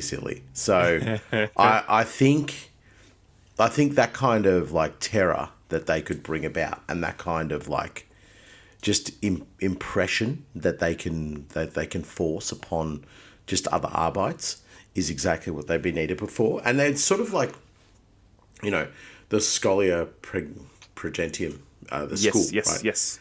There's only certain people that get picked as commissars, Yes. And I imagine that's what would be happening with these particular shock Arbites. These ones are picked from the absolute devotees. They've got straight A's on all their imperial law subjects. It's like, perfect. Yes. These guys know exactly what they're going on about. No, these are the ones terrifying. That it's like, capture the criminal, and it's just, okay, well, I'm just going to quickly grab this and, I'm just going to stab him through the thigh. Yeah. Yep, and he's captured. That's correct. Can you get the magnicles on him? Don't need to. I cut his arms off. Yeah. I have a job for you, friend. You get it. You are down to clown, as they say within the shock troop. All right, well, let's get into the meat and potatoes, the beautiful meal that is the Penal Legion. Penal squads. Each penal squad has a single arbitrator commanding it. The arbitrators of the Penal Legion wear white uniforms as a sign of purity so that they can be clearly distinguished from the prisoners in their care. The Legionnaires themselves are taken from military criminals, troopers who have run in the face of the enemy, and dangerous criminals from the Segmentum hive worlds. They are all in the Penal Legions to repent for their crimes and are seeking the forgiveness of the Emperor, whether they want it or not, apparently. Yeah. It is rare for a Penal Legionary to survive for long in the Penal Legions, but there are a few who do complete their sentences and are then free to return to their homes or back to their Imperial Guard regiments. I have something to say about that last line. So this is from an older set of reads, right? This is like way back in the day. 90s, you'd say? This was like the 1980s, I think, dude. Oh, really? No. Surely not. Yeah. Right. There is no way they're being freed. Oh, no, that's propaganda. Yeah. It's propaganda. All you have to do is 1995. I apologize. All you have to do. Let me ask you a quick question though. Yep. What is it when you have a good look at something? When you have a good look at something, I don't know. You have a propaganda. You can't just drink in response. This is a professional show. Like most of our relationship, my main go-to for dealing with it is to drink. No, propaganda. It is. That's exactly it. It is propaganda. But they're saying like, hey, all you need to do is just live out your sentence, and you're absolutely fine. You can go home. What's that? Yeah. You were shanghaied into the guard, and you don't want to be here in the first place. That's fine. Done. No problem. Mm-hmm. Live out your sentence, and you can go home. There's a tiny little asterisk there, and home is wherever you are at the time, because we're not taking you anywhere, scum. Yeah, exactly. So if you do, if somehow you've completed your sentence, somehow, some absolute miracle. I think we mentioned it earlier in the episode as well. It's like, an inquisitor or a rogue trader or some high-ranking Astra Militarum officer decides to save a penal legionary. This is within the same sphere as that of the 0.0% chance of it happening, of you completing your sentence. Yep. Then yes, you are free. Free to go where? Well, see this planet? Yeah, this toxic heap that I have no idea why we needed to take back. You are now a member of the population here. Congratulations. Excellent. But my skin's melting off. This is a prison planet. Yes. Yes. I don't understand where your confusion comes from, sir. But I'm not a prisoner anymore. That's right. But where do I live in that cell? And you get assigned a special number so we know who you are. And then you'll get fed once a day, maybe. We're not going to... And then this guy's going to bully you. That's my old squad sergeant, the arbiter who beat most of us quite badly and killed definitely at least some of us. Yeah, he's your new boss. Yeah. Welcome to freedom. Yeah. And then next week gets roped into another penal regiment. Yep. Like it's the ultimate catch-22. Like, yeah. That's what you also got to remember. Maybe that's what they try and do, is they look at the people's sentences and they're like, "Oh, we got like 1,000 guys here ready to come, like to have completed their time within the Penal Legion. Let's put them all into one battalion together or one regiment together and have them go capture the part of this prison world back for us." Excellent. Great idea. Perfect. Well done. Completed your sentences. You're all back in the Penal Legion. But what we need to remember, they're all wearing bomb collars. So they just never take the bomb collar off. But anytime he starts to complain about the fact they left him on a prison world, it just starts beeping. Yeah. He's like, "Oh, sorry, sir." That's right. Don't worry about it. I'll go clean the latrines. I'll go do something. Excellent. You understand how to be a free citizen of I was going to say Australia, another prison colony. No, you understand how to be a free citizen of the Imperium. Yes. Which is ironic because Australia, mostly prisoners, the English who brought most people here, love cricket. What colour do you wear in cricket? White. White, just like the arbitrators leading those squads. And people who play cricket always think they're better than you. So, but they're clearly not. It's just art imitating life. But I do love the fact that the arbitrators, instead of wearing the awesome Arbo armour, are just wearing white uniforms because it makes them really hard to see. Because everyone knows, if you want to destroy Marines, you just kill whatever guy isn't wearing the helmet because it's usually the main character of that squad or army. But in these cases, you just shoot the guys in white. Yeah, exactly. And then the prisoners can do what they want. Are you saying that you think the arbitrators are not actually wearing armour? You think they're just dressed as the regular legionaries? No, they're wearing white uniforms. Yeah. But they'd still be wearing their armour. Like, they'd still be wearing the arbitrator armour. Hold on. 100%. Yeah, no, the arbitrator is actually wearing carapace armour in the Citadel Journal. Okay. Yeah. So, but he probably isn't wearing a helmet. Shoot him in the head. He's wearing a faceless helmet, remember? Oh, yeah. Damn it. Oh, well, my whole image is gone. Just get the wickets. He's out. He has to leave the battlefield. Go on, got him. Damn it, gang idea. A cricket team. A Necromunda cricket team. Yeah. Called the Stumps. Called the Stumpers. Yes, but they're all named after famous cricketers, and I only know 3 cricketers. Oh, God. There's I was about to say Tiger, and I'm like, no, he's a golf player. He's a golfer, yeah. Tiger Woods, sorry. Shane Warne. He would just be constantly throwing grenades at people. Yeah. Give him the wrong'un. Yep, give him the wrong'un. Merv Hughes was just a guy with a huge mustache who loved beer. What was his name? Sean from Shaun of the Dead, because he had the cricket bat. That's it. Yeah, he's just hunting zombies. Yeah, boom. Perfect. That's my whole gang idea. Just head down the Winchester. That's fantastic. I do love the idea of a cricket team, though, because then you could rope in some like internationals. You could have Gucci, who was a British cricketer. Look at you, just your eyes instantly glazed over. You're like, aha. I've done this to myself. Yeah. I know nothing about cricket, and I've mentioned it, and you know what? I'm to blame. I get that. Yep. But no, I could name a bunch of cricketers, but I'm not going to do that with you, because as soon as I mentioned one, you were just like, I don't want to do this. I know Shane Warne and Merv Hughes. Yeah.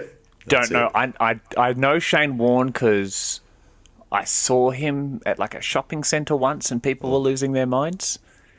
And there's a really cool video of him just sitting, is it the dugout or like the side bench where cricketers would hang out, and he's just punching darts.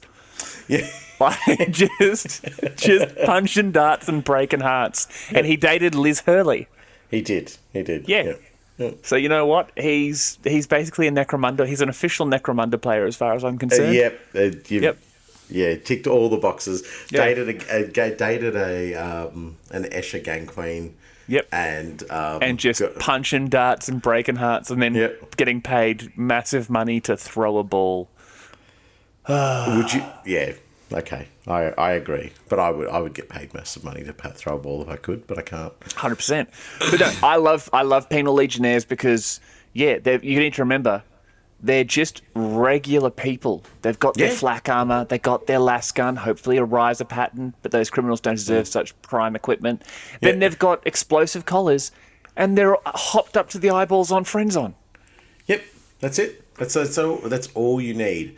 And I think, like, again, that's from like the Citadel Journal sort of view of them. It's probably the most comprehensive, I guess, info we have in terms of game terms about getting the models on the table. Yeah. But it was also, it was done a while ago. I think the kaleidoscope of what the Penal Legions are these days is a little bit more different.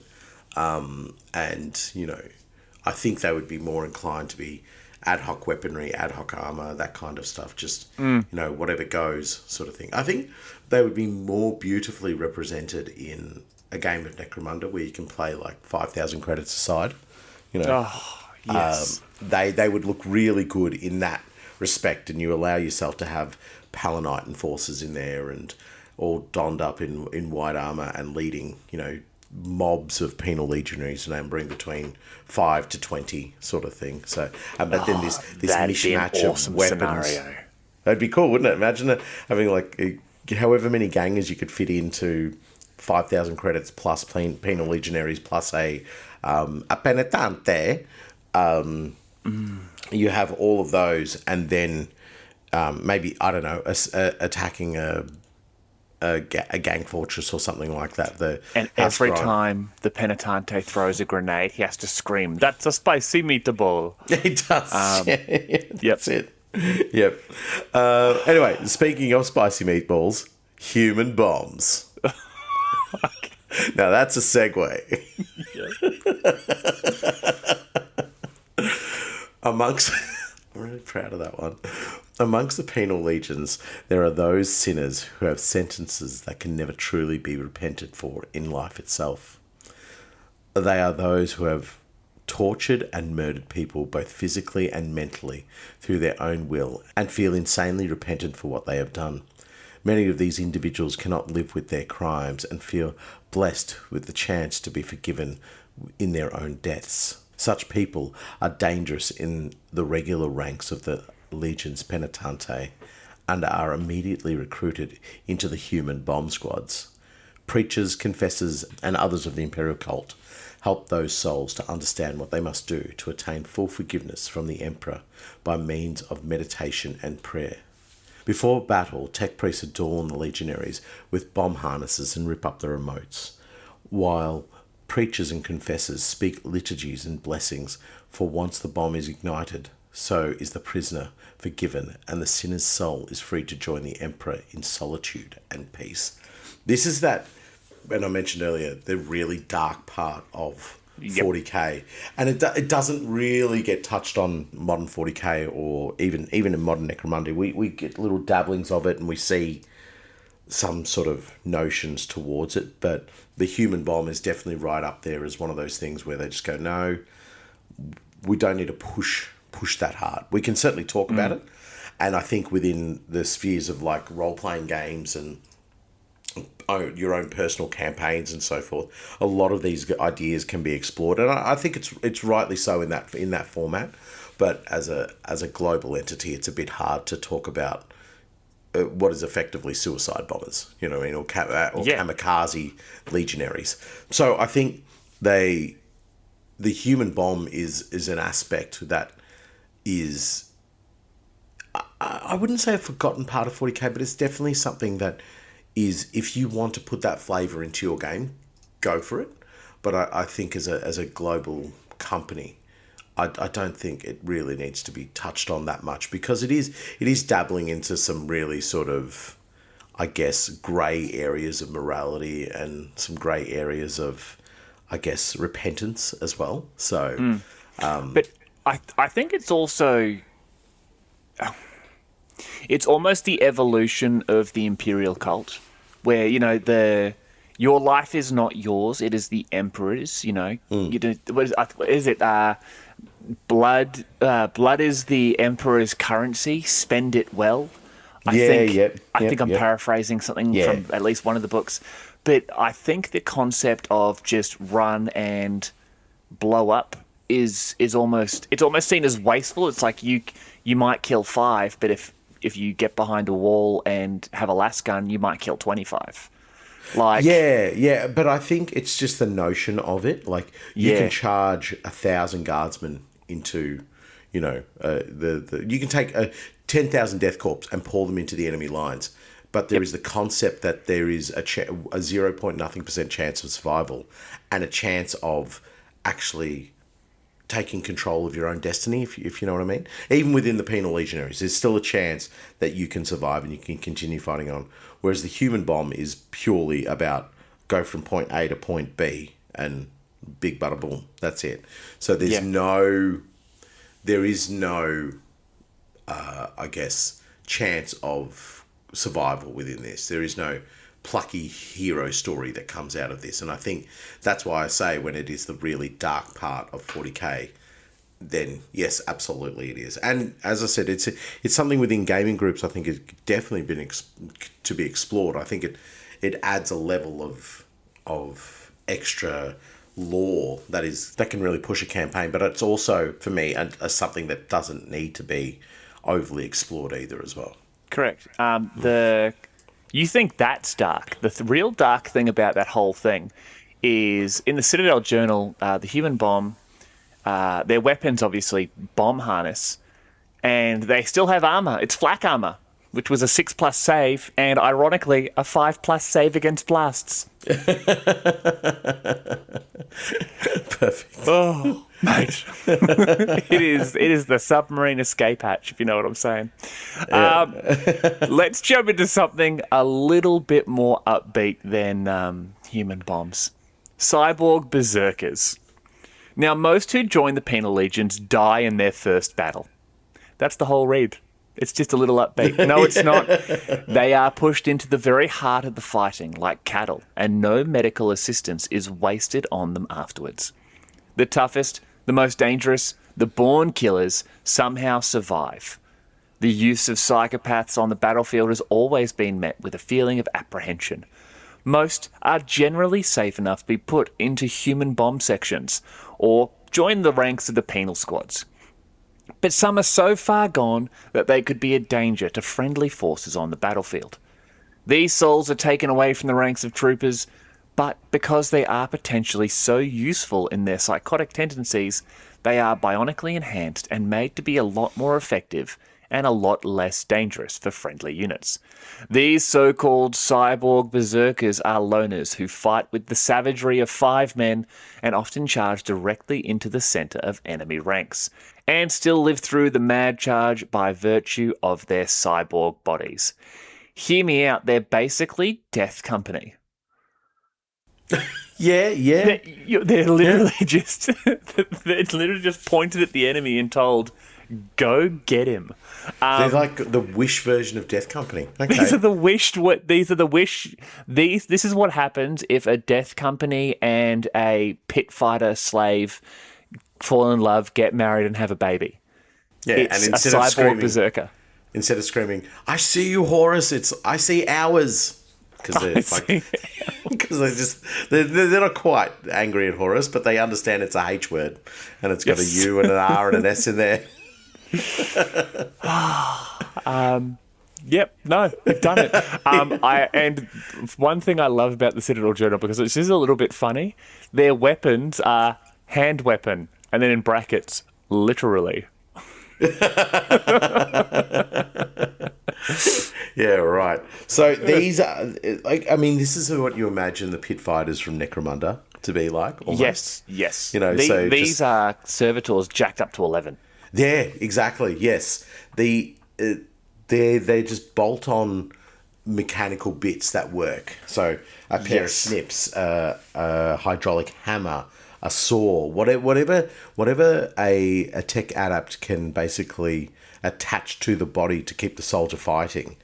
Just latch it on there, go for it. That's all we care about, because probably in that next wave they're going to die. And if they make it out of that and they've lost a leg, then they get a leg, and then they make it out of the next one, they get another leg, and they get another arm, and then they just suddenly become a man of iron, and they have to be killed anyway because they're a man of iron. So it's a vicious cycle to be a penal legionary, especially a cyborg berserker. But I think the cyborg berserkers for me are actually a little bit fun in the penal legionaries, in the sense that it takes away from just having the raggedy mob equipped with ad hoc weaponry and armor to now having a cluster of troops that you can actually explore a little bit with, And so within the Citadel Journal, it says they fight with just a hand weapon, but I think you could really explore those options if you were to, say, try to take them in a modern version of a penal legion, and have them equipped with, like, a power fist equivalent, a power weapon equivalent. Power fists, saw blades, chainsaw fingers. Chainsaw fingers.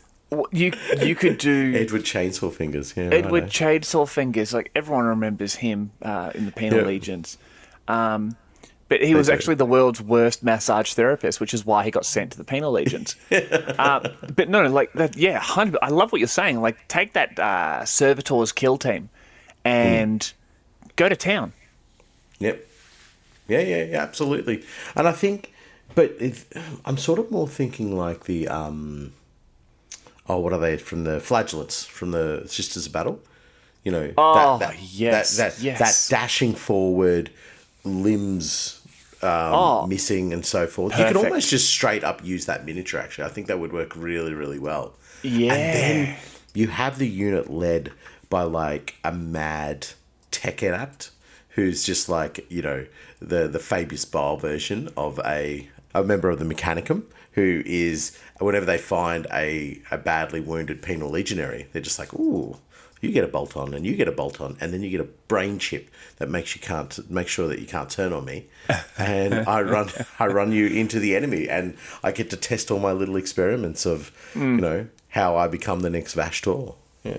Maybe the real heretic was the guy we brought along with us who invented, was it Johnny Chainsaw Fingers? Yeah, it's just we're definitely putting that up there as a success for Chainsaw Fingers, but a failure for every other department. So yes. So also with Liam Rock, Elbow. paper, scissors. I was going to say Liam Nail Gun Elbow, which is just Liam Nail Gun Elbow. Yeah. Every time he's like leans on a table, he just nails himself to the table. He's just like, guys, it happened again. Yeah. Don't lean on a table, Liam. Easy. You're not the boss of me. Yeah.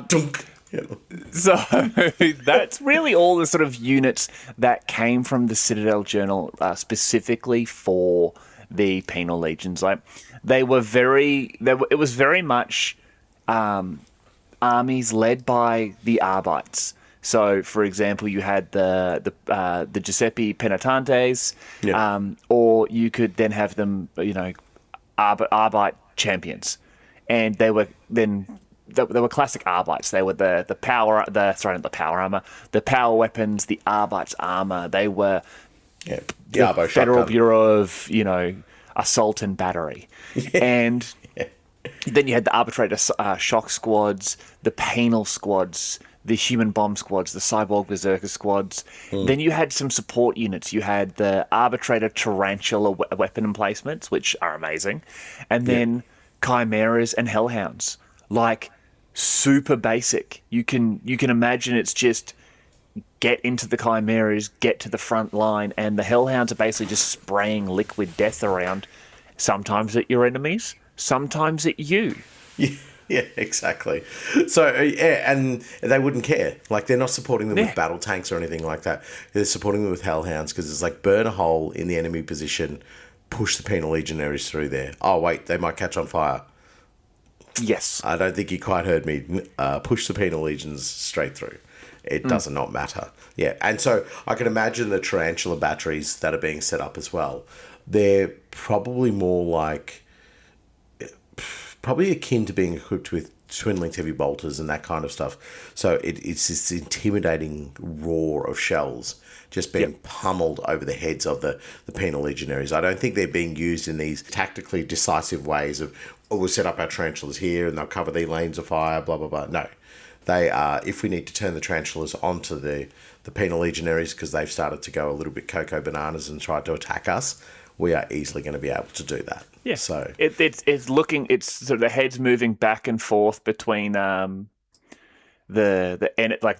guy behind the tarantula is looking at the enemy, then he's looking at the Penal Legion enemy, Penal Legion, bolters for you, bolters for you, bolters for you. And it's just going left to right, just shooting everyone he can. It's like, what is going on? Yeah, exactly.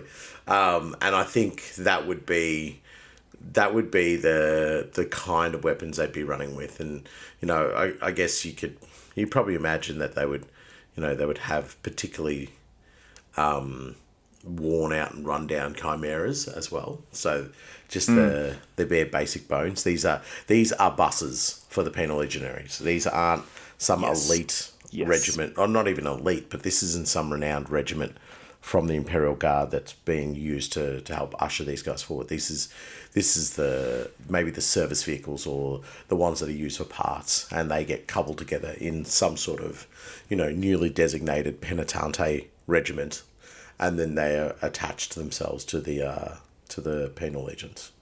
Yeah, perfect.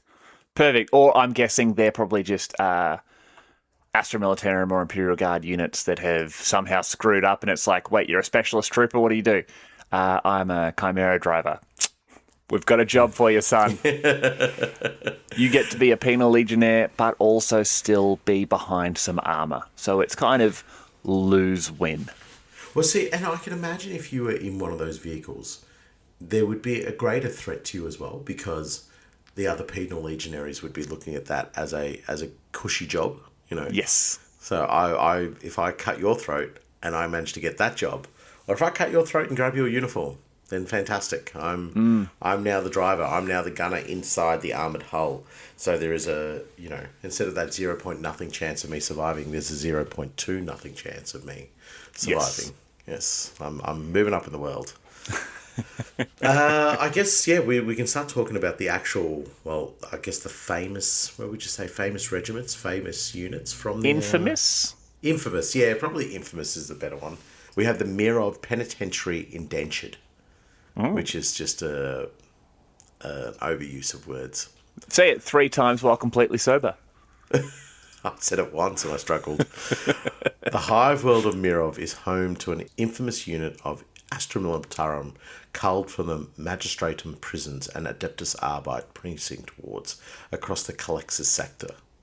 This unit is commonly known as simply the Imperial Penal Legion, although there are rumours that its official designation is much more complex and exists only in some forgotten administratum data vault.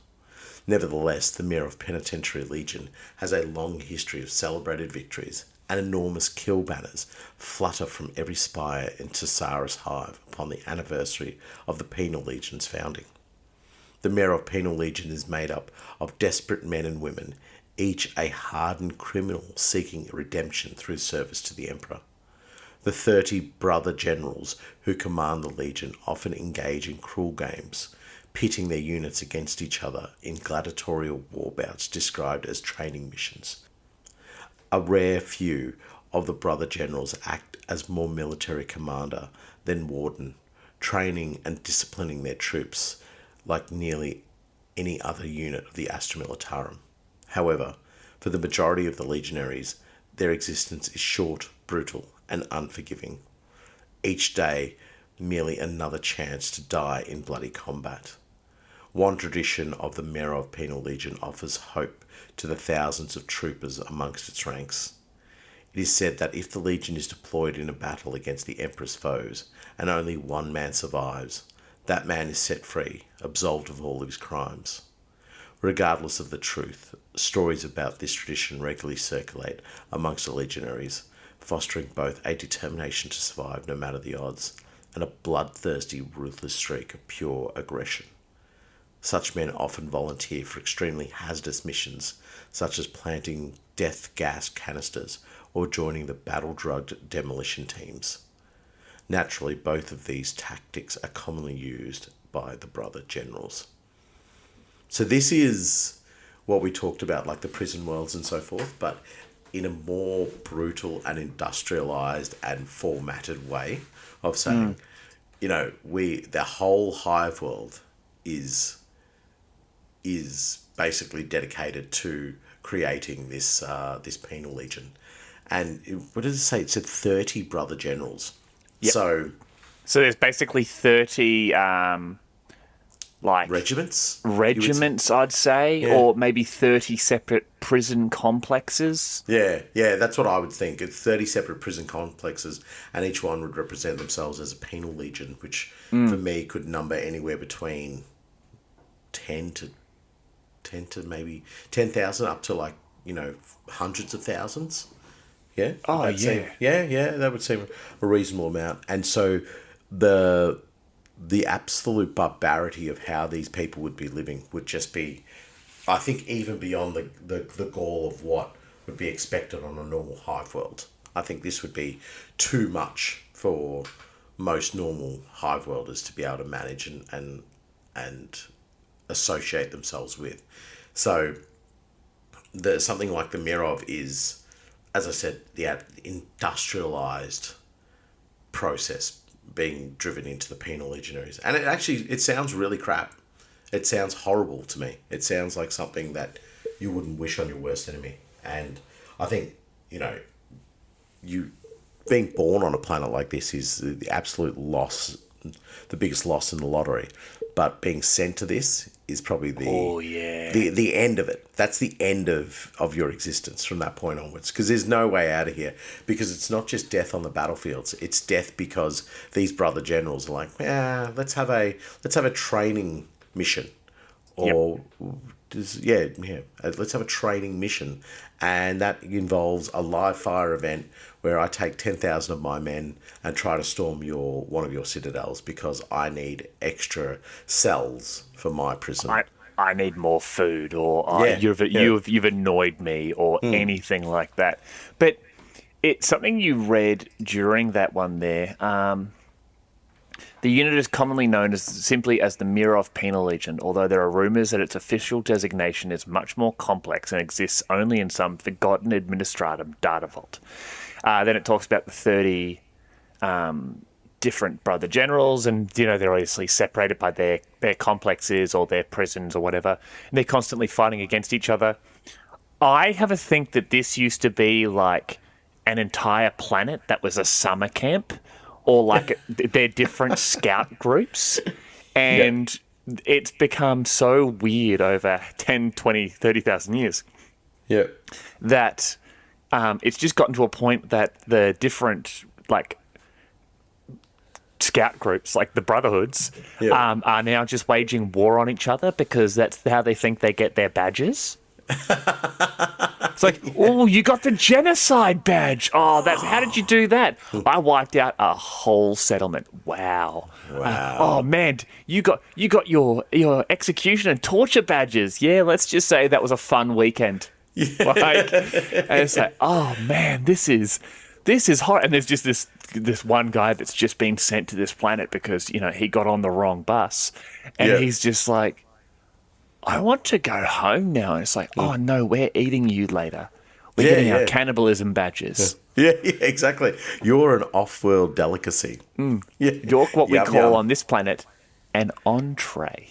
Yeah. It's weird because my name is Andre.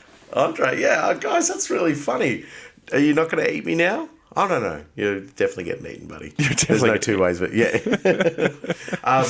so these still would be thriving. This is the worst planet in Imperium. I'm sorry. 100%. This is the worst. I was going to say before, this is the very pinnacle of that. Whenever you see dystopian futures in movies or video games or whatever, and they're just the worst places to be. Like, to pick out the worst places to be. That's what Mirov is. Mirov is just... It only exists because it provides something to the Imperium. If the Imperium were to lose it to the Tyranids or the... I was just thinking which other race could take them over. I was thinking like the Tau coming in there, being like, join us for the greater good. Absolutely. You just bring your emissaries down to the planet. You bring down... Send that water case down here, Chieftain. He looks delicious. Like, what do you mean? Like, as in a friend? No. He looks yum, yum, yum, yum. Can't wait to nibble on that. I've probably made that a bit creepy. But anyway, but fair. Yeah, so I think if the Imperium were to lose this planet to some Xenos, or probably not Chaos, but definitely to some Xenos race, I don't think it would be a loss. This is one of the rare times that you just go, losing this planet and losing this mentality and losing this idea of what you've allowed yourself to become is perfectly fine. We can have an Imperium without Mirov, because Mirov is the absolute most horrendous way in which humanity is existing. It's also... I don't want to say it's a great way to show the things that humanity can overcome, and that these horrific conditions, like, because we look at hive gangers and that sort of stuff, and we look at what they go through, and the fact they excel in this type of combat, this absolute horrific brutality. I mean, look at Catachan, look at the Karanak Skull Takers, look at the Necromunda spiders. Because of where they're from, because of the way their culture has had to evolve, including on Mirov, where it specifically says, no matter what, the Penitentiary Legion has a long history of celebrated victories, and enormous kill banners flutter from every spire in Sara's hive upon the anniversary of the Penal Legion's founding. like, it does create amazing warriors, and these people may be criminals and scum and murderers and and jaywalkers and people who say "arks," not "ask," but at the end of the day, they are still heroes of the Imperium. Like, yes. Okay. Yeah, you weren't winning me over, but that last bit did. Yes, they are heroes of the Imperium, and they are doing the right thing by the rest of humanity. But yeah, they are the Thunder Warriors of modern 40k. Perfect. Done. We'll move away from Mirov and into something a little bit more upbeat. The 13th Penal Legion, The Last Chances.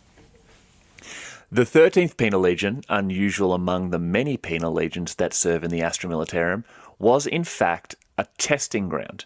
The unit's commander, Colonel Schaefer, would handpick his regiment's troops from Imperial prison's worst convicts because of some natural talent they displayed, or because they possessed an uncanny instinct for survival so that they could serve as part of an elite ad hoc military team intended to achieve some difficult, usually borderline insane, military mission objective of the Imperium.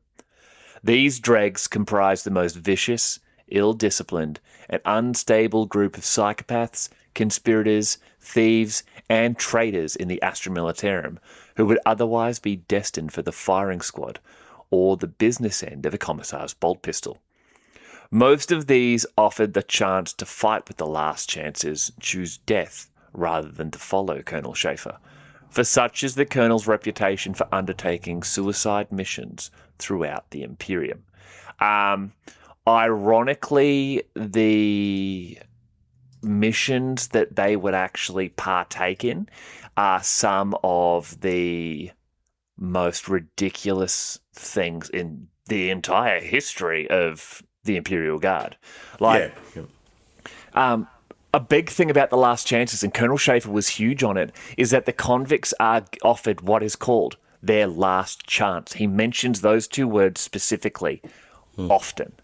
And if you survive your mission, I've talked about this a bunch throughout the episode already, to him, he would have your pardon in his hand. He had pardons for every single member of his penal legion. Yeah, right. And if your mission was achieved, you were forgiven of your crimes in the eyes of not only him, the law, but also the emperor. You would receive your pardon, and you were free to live your life. You were effectively told, you're on this planet, or you're wherever you are. If you can hitch a ride somewhere else, you can. That's good. But no matter what, that is it.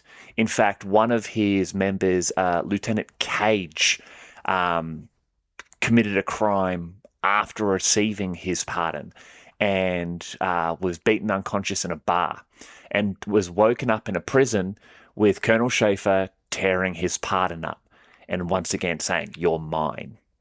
But Wow. Cage was informed that it didn't matter what he did, he will never receive another pardon. He was given his last chance, and now his only release from Colonel Schaefer and the Penal Legion was death. Oh, wow. I didn't know that. That's amazing. Dude, I have the Last Chances book here. I will give it to you. It is phenomenal. But this is what I was talking about, where Colonel Schaefer literally had thousands and thousands and thousands of soldiers and whittled them down to just a squad. And got them down because some of the things they did, just here you go, for example, just a small list. The destruction of a rebellious gene stealer infested fortress city. The assassination of the Tau commander Brightsword, and aptly timed for the next release for Warhammer 40k, the assassination of the traitorous former planetary governor of Armageddon, the Overlord Hermann von Strab. Did they assassinate him? Oh, right. They assassinated him good. Yeah. And he's a full blown. He had a full blown army around him, and they got him. Yeah, right. But these are some of the things like they destroyed a Xenos crystalline monster on a random planet. Like the different troops that were involved in the Penal Legions was insane. And Lieutenant Cage ended up getting to a point where he was going through this prison. He got the file of every prisoner there and was just like, nope, you're a douchebag. I don't like your planet. And it was literally going, these are the men and women for our mission. These are the ones. Yep. Like, so that's amazing to think that if you do take the time, perhaps, guard regiments could become these very highly elite things. But if you're just recruiting as the guard needs to, you just end up with masses and masses and masses of them. But if you do take the time to pick exactly who you need for a mission. But the thing is, I've never seen Schaefer's last chances as having like 1,000 or anything like that. I always just saw them as like a squad. Yeah. Well, that's the thing. Like the old metal miniatures were fantastic, and a lot of those characters, in some way or another, appear in the novels, but they're not those characters, if you know what I mean. Oh, righto. Okay. Yeah. But Hero, Grease Monkey, Brains all exist in the books. And maybe Demolition Man as well. I think Demolition Man did exist in the books in a different fashion. Yeah. They're characters that share the same names and sort of like archetypes. Yeah. But Cage was there, obviously. Then Colonel Schaefer, obviously. But Colonel Schaefer isn't even a real man. Like, he's died multiple... He's not died. He's come close to death multiple times. And the Inquisition has basically just rebuilt him. Like, he's got someone else's spine and legs, and he specifically mentions that he's been given someone else's eyes. Like, it's insane, the sort of effort that the Inquisition has put into him. But when you look at it, that they're able to turn around and be like, hey, we need a team that can do something no one else can do. The Penal Legion is perfect because it's almost like refined murder. They're assassins, but in the military, Yeah, they're drip coffee in the sense of... They are drip coffee, perfect. So I really like that. It's like where the Inquisition don't have the resources or desire to push too hard. There's no access to Astartes or anything like that. Yep. You can't send in stormtroopers because they're probably going to do the job by the book, and this job doesn't need to be done by the book. This requires like a little bit of nuance and a little bit of like just street smarts to get away with. And also, if everybody dies on the mission, we don't care. We don't care. Yeah. If you tick all those criteria, then suddenly Schaefer's last chances are the absolute number one to go with, because they will provide all of those, and the Inquisition will, attach a carrier to Schaefer. Yep. And just say, we'll get you back, baby. It's fine. It doesn't matter what happens to you. We got you back. Yep. That's exactly it. Perfect. But, all right. So, here's the important part. Yes. Gang idea. Gang. How do you bring the Penal Legion into Necrobunda? And it can't be Venators. We do too many Venator gangs. Venators, they're God's gift to anybody who has no creative flair. No, I don't mean that. Don't you run Venators? And I also need to apologise to me, yes, Power Hungry Monkey, for stealing his Urgle. I don't know if I talked about this last episode. For stealing his Urgle corpse grinder cult idea. Yeah. He literally did that idea already. He showed me the miniatures, and once again, but he did message me saying that he wanted to do my Eldar Spire Hunter's idea. So we're basically even again.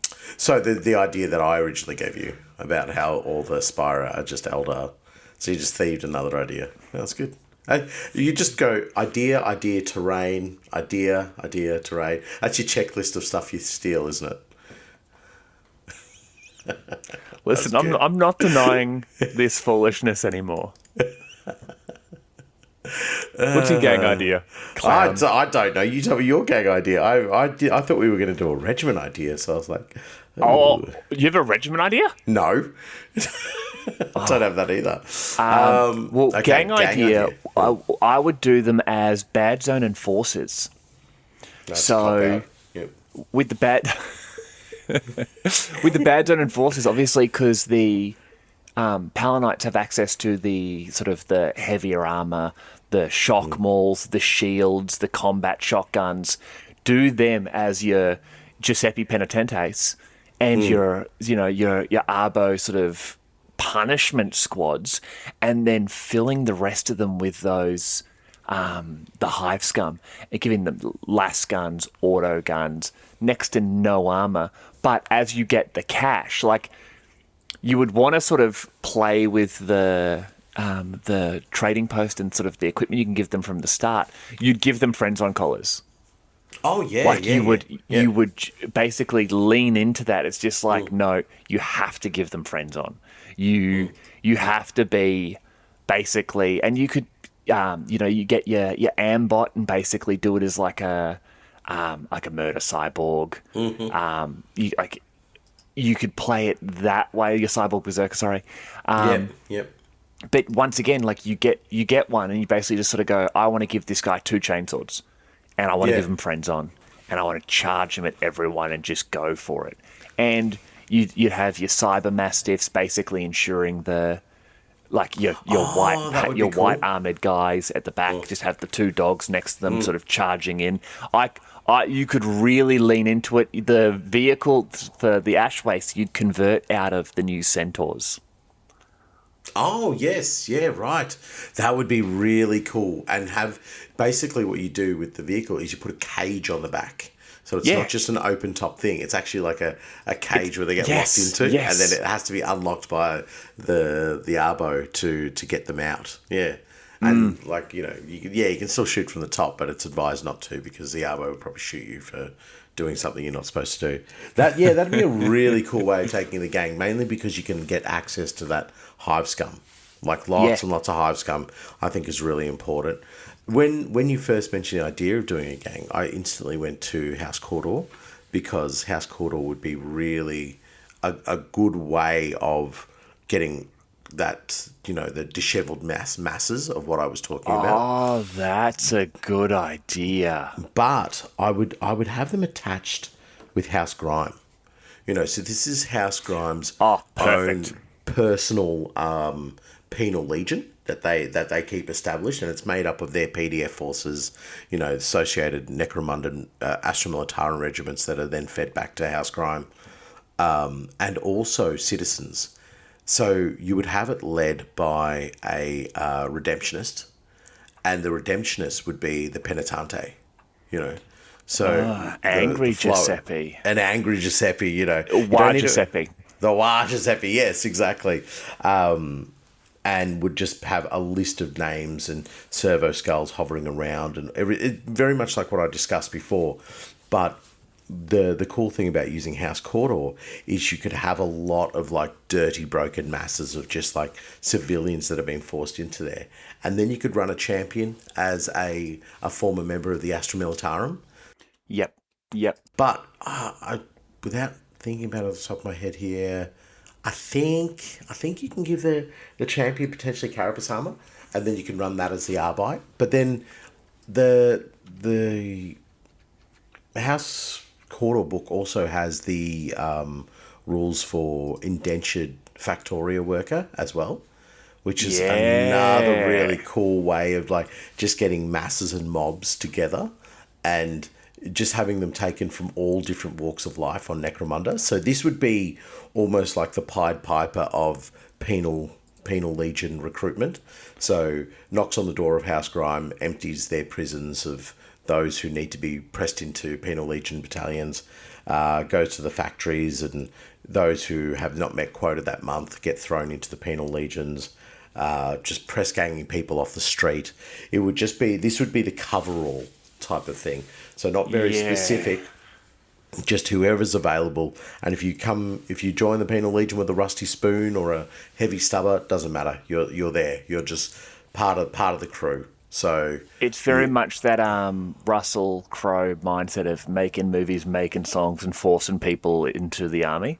Yes, exactly. That's exactly what I was thinking. You read my mind. You're a genius. But yeah, that would be the mindset of you would have this penitente surrounded by this brotherhood, which is all about just and they would be thoroughly and heavily backed by House Grime, because House Grime would then look at them as a potential asset. So if there's a particular part of the planet that they want to send their PDF forces, but they don't particularly want to make it known that House Grime's taken the activity, they send in this penitente who everybody knows it's a proxy for House Grime, but there's not clear enough links that they can say, well, this is a House Grime orientated assault. So yeah, that's the way I would do it. I really like that. Well, that's cool. No, well done. I like that one. Your bad zones are cool, but as I said, a bit of a cop-out. But anyway.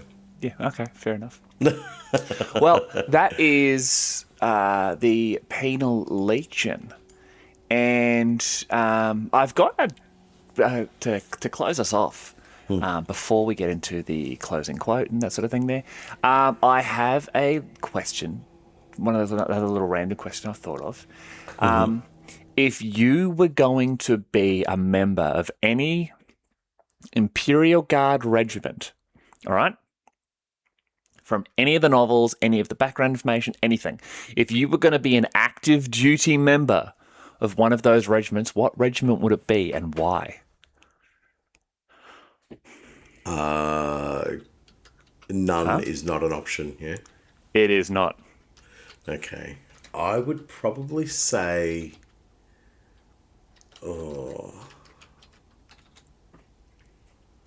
I don't know, maybe Gaunt's Ghosts. Just because I feel like there is a little bit more lean towards actually allowing troops to survive and not just throwing them into every single meat grinder that they can. Probably the Gaunt's Ghosts, yeah. Really? So, yeah. But you think, but you got to remember, for the vast majority of their, what's the word? They're active. They were like frontline scouts, and look at some of the conflict they were put into. Yeah, look at Hagia, for example. Yeah. Okay. Well then. Okay. I'd be in the 2nd Regiment from the the Tanith 2nd and no longer existent. Yeah, exactly. Didn't make it off the planet. That's our battle honour. I don't know, what do they call the Blue Bloods? Those ones. The Volpone Blue Bloods? Volpone Blue Bloods, because they're arrogant flogs. They are arrogant flogs, but they have some good weapons and equipment. Yeah, that's who I would be. And I don't really care about the weapons and the equipment. I care about being an arrogant flog. So, yeah. I want to turn my nose up at Catachans and spit in the general direction of Cadians and Valhallans. Just like, ugh, you people sicken me. Yeah. Okay. No, nice. Have you got a regiment you'd like to be from or be associated with? There is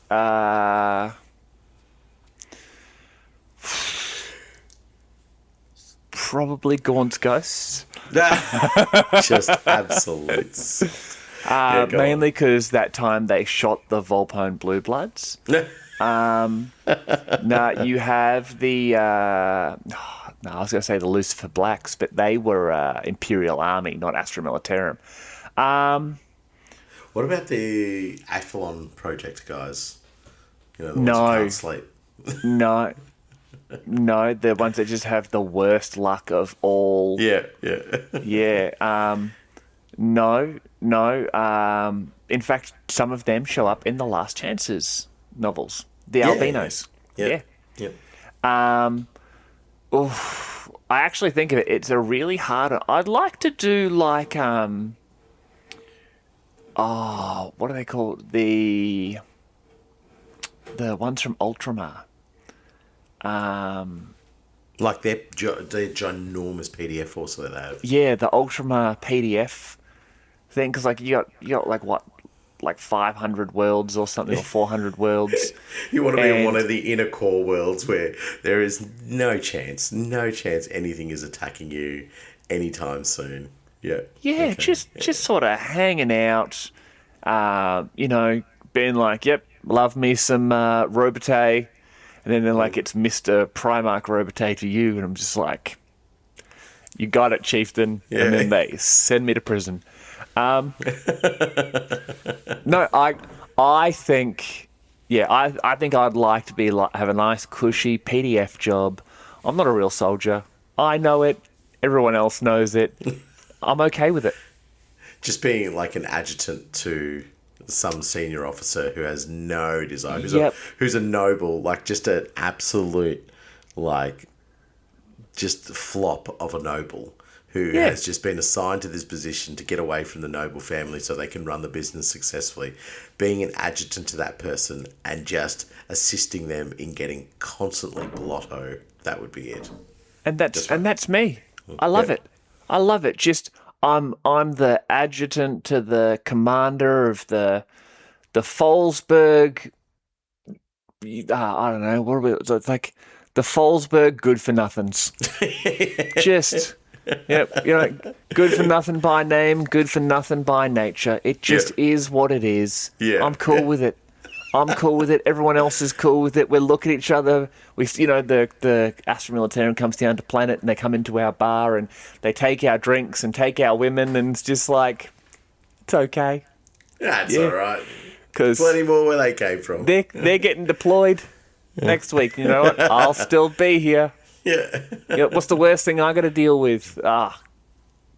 Little bit of an uprising down at the slave camps or whatever. Nah, we're good. I'm going to go down the street later on and punch a mutant in the face. Yeah, exactly. Yep. And I'll just tell them I'm the adjutant to commander who gives a shite. So they'll just be like, oh, we can't mess with him.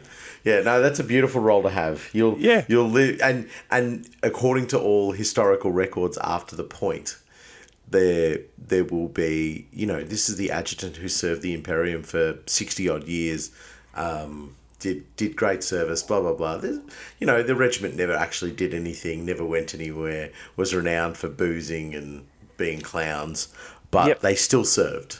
Yeah, it's like, the Folsburg clown shoes is what they call us. It's clown shoes by name, clown shoes by nature. It's what we do. Yeah, that's my regiment. It's a good one. It's much better than being on the front lines of anywhere within the 40k universe. Yeah. Second surprise question. Okay. Yeah.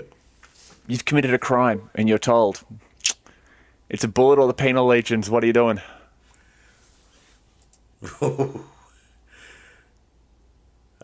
Penal Legions. Might as well have one last adventure.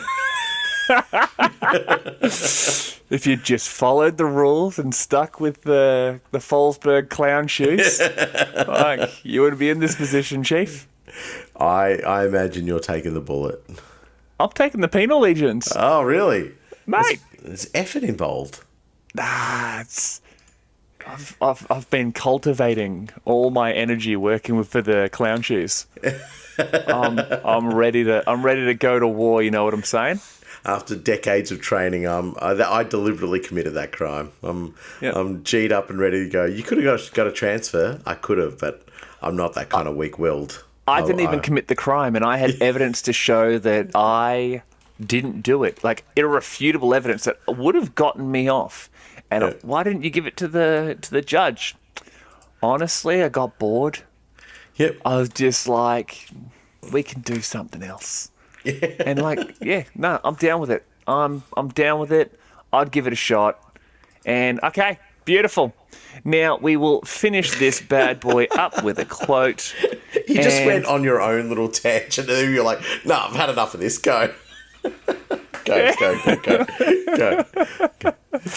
I'm just sort of like, I was just sort of thinking about it then. I'm just like, if you actually think about it, it's kind of depressing. Yeah. Anyway, what's your quote? We was trying to do the quote for the last 15 minutes. Yes. This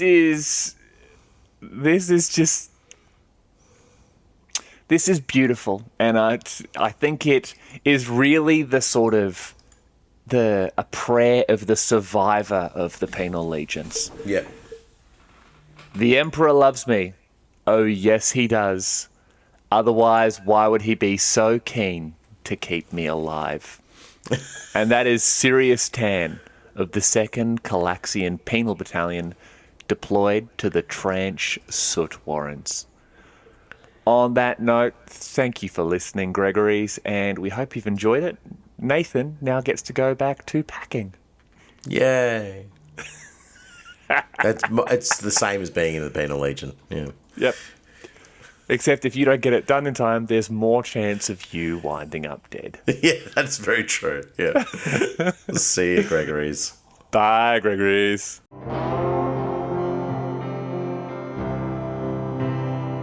Attention, citizens. The following individuals must report to their nearest Adeptus Arbites employment office. Craig Patterson, DK 101. Chris Clapham, Stuart Duncan. Pagam, David Thrift. Luca Munda, Mike Wright. Tim Sambrook, Grellin. Gregory H7, straight to execution. Mitch Cohen. Evan Wijaninga. I screwed that name up, definitely. Yeah. You know what? Straight to the battalion. Yeah. Alex Larkham. Jim Bobley. BJ Patasapu. Execution. Pete Mills. Execution. Finside the Underhive. Dusty Cousins. Execution for being too dusty. Uruk-haio. I've just realised that that's Uruk-hai. Uruk-haio. Execution.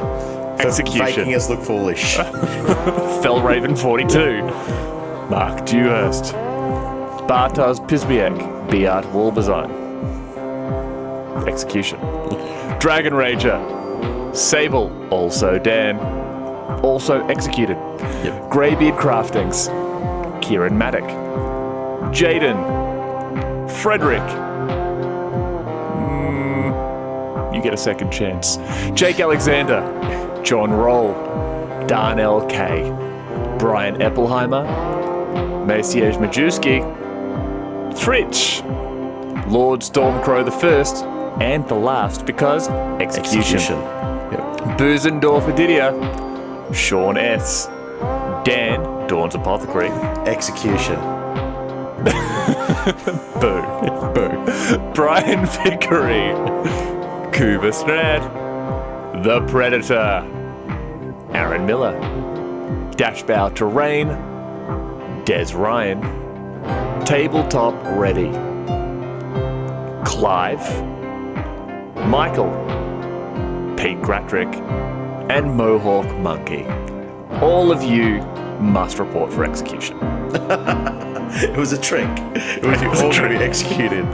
So you're all executed. The following individuals will be reporting to the 499th Suicide Assault Penal Battalion.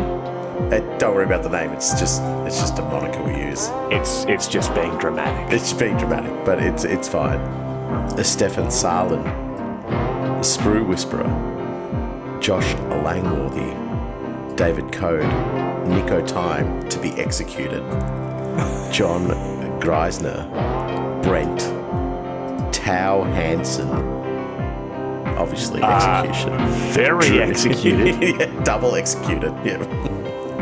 Drew D, Ben Hansen, JK, Nira, Not Richard, Josh not Manning. living much anymore. Straight to the battalion. Yeah. Josh Manning, Owen Bebb, Stefan Heftats, Rick Lovey, Underhive. Heftats will travel.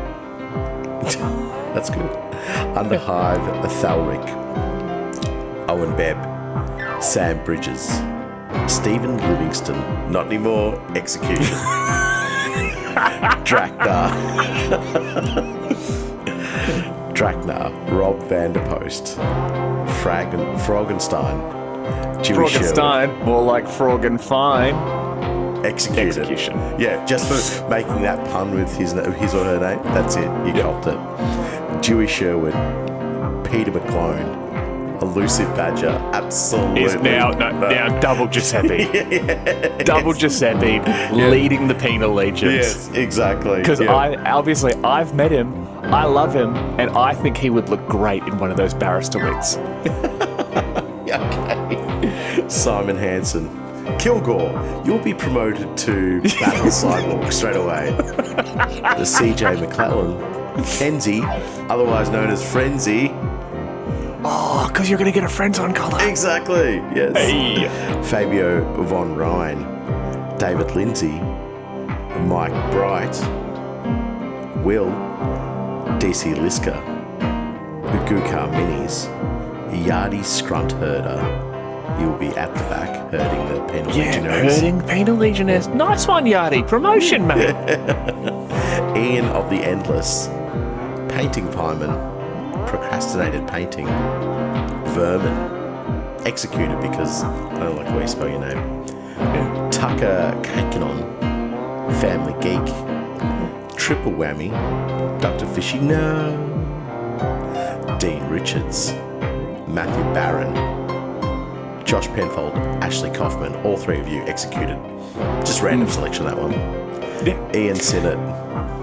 What? No. That's my list. Oh, sorry. I was getting carried away. I was going to execute a few more. Yeah, Ian, you can be executed. But the following individuals, congratulations. You are being inducted into the Fighting Giuseppes. Brian Shaw Saltbeard. Charles Grant. Guillermo Castaneda.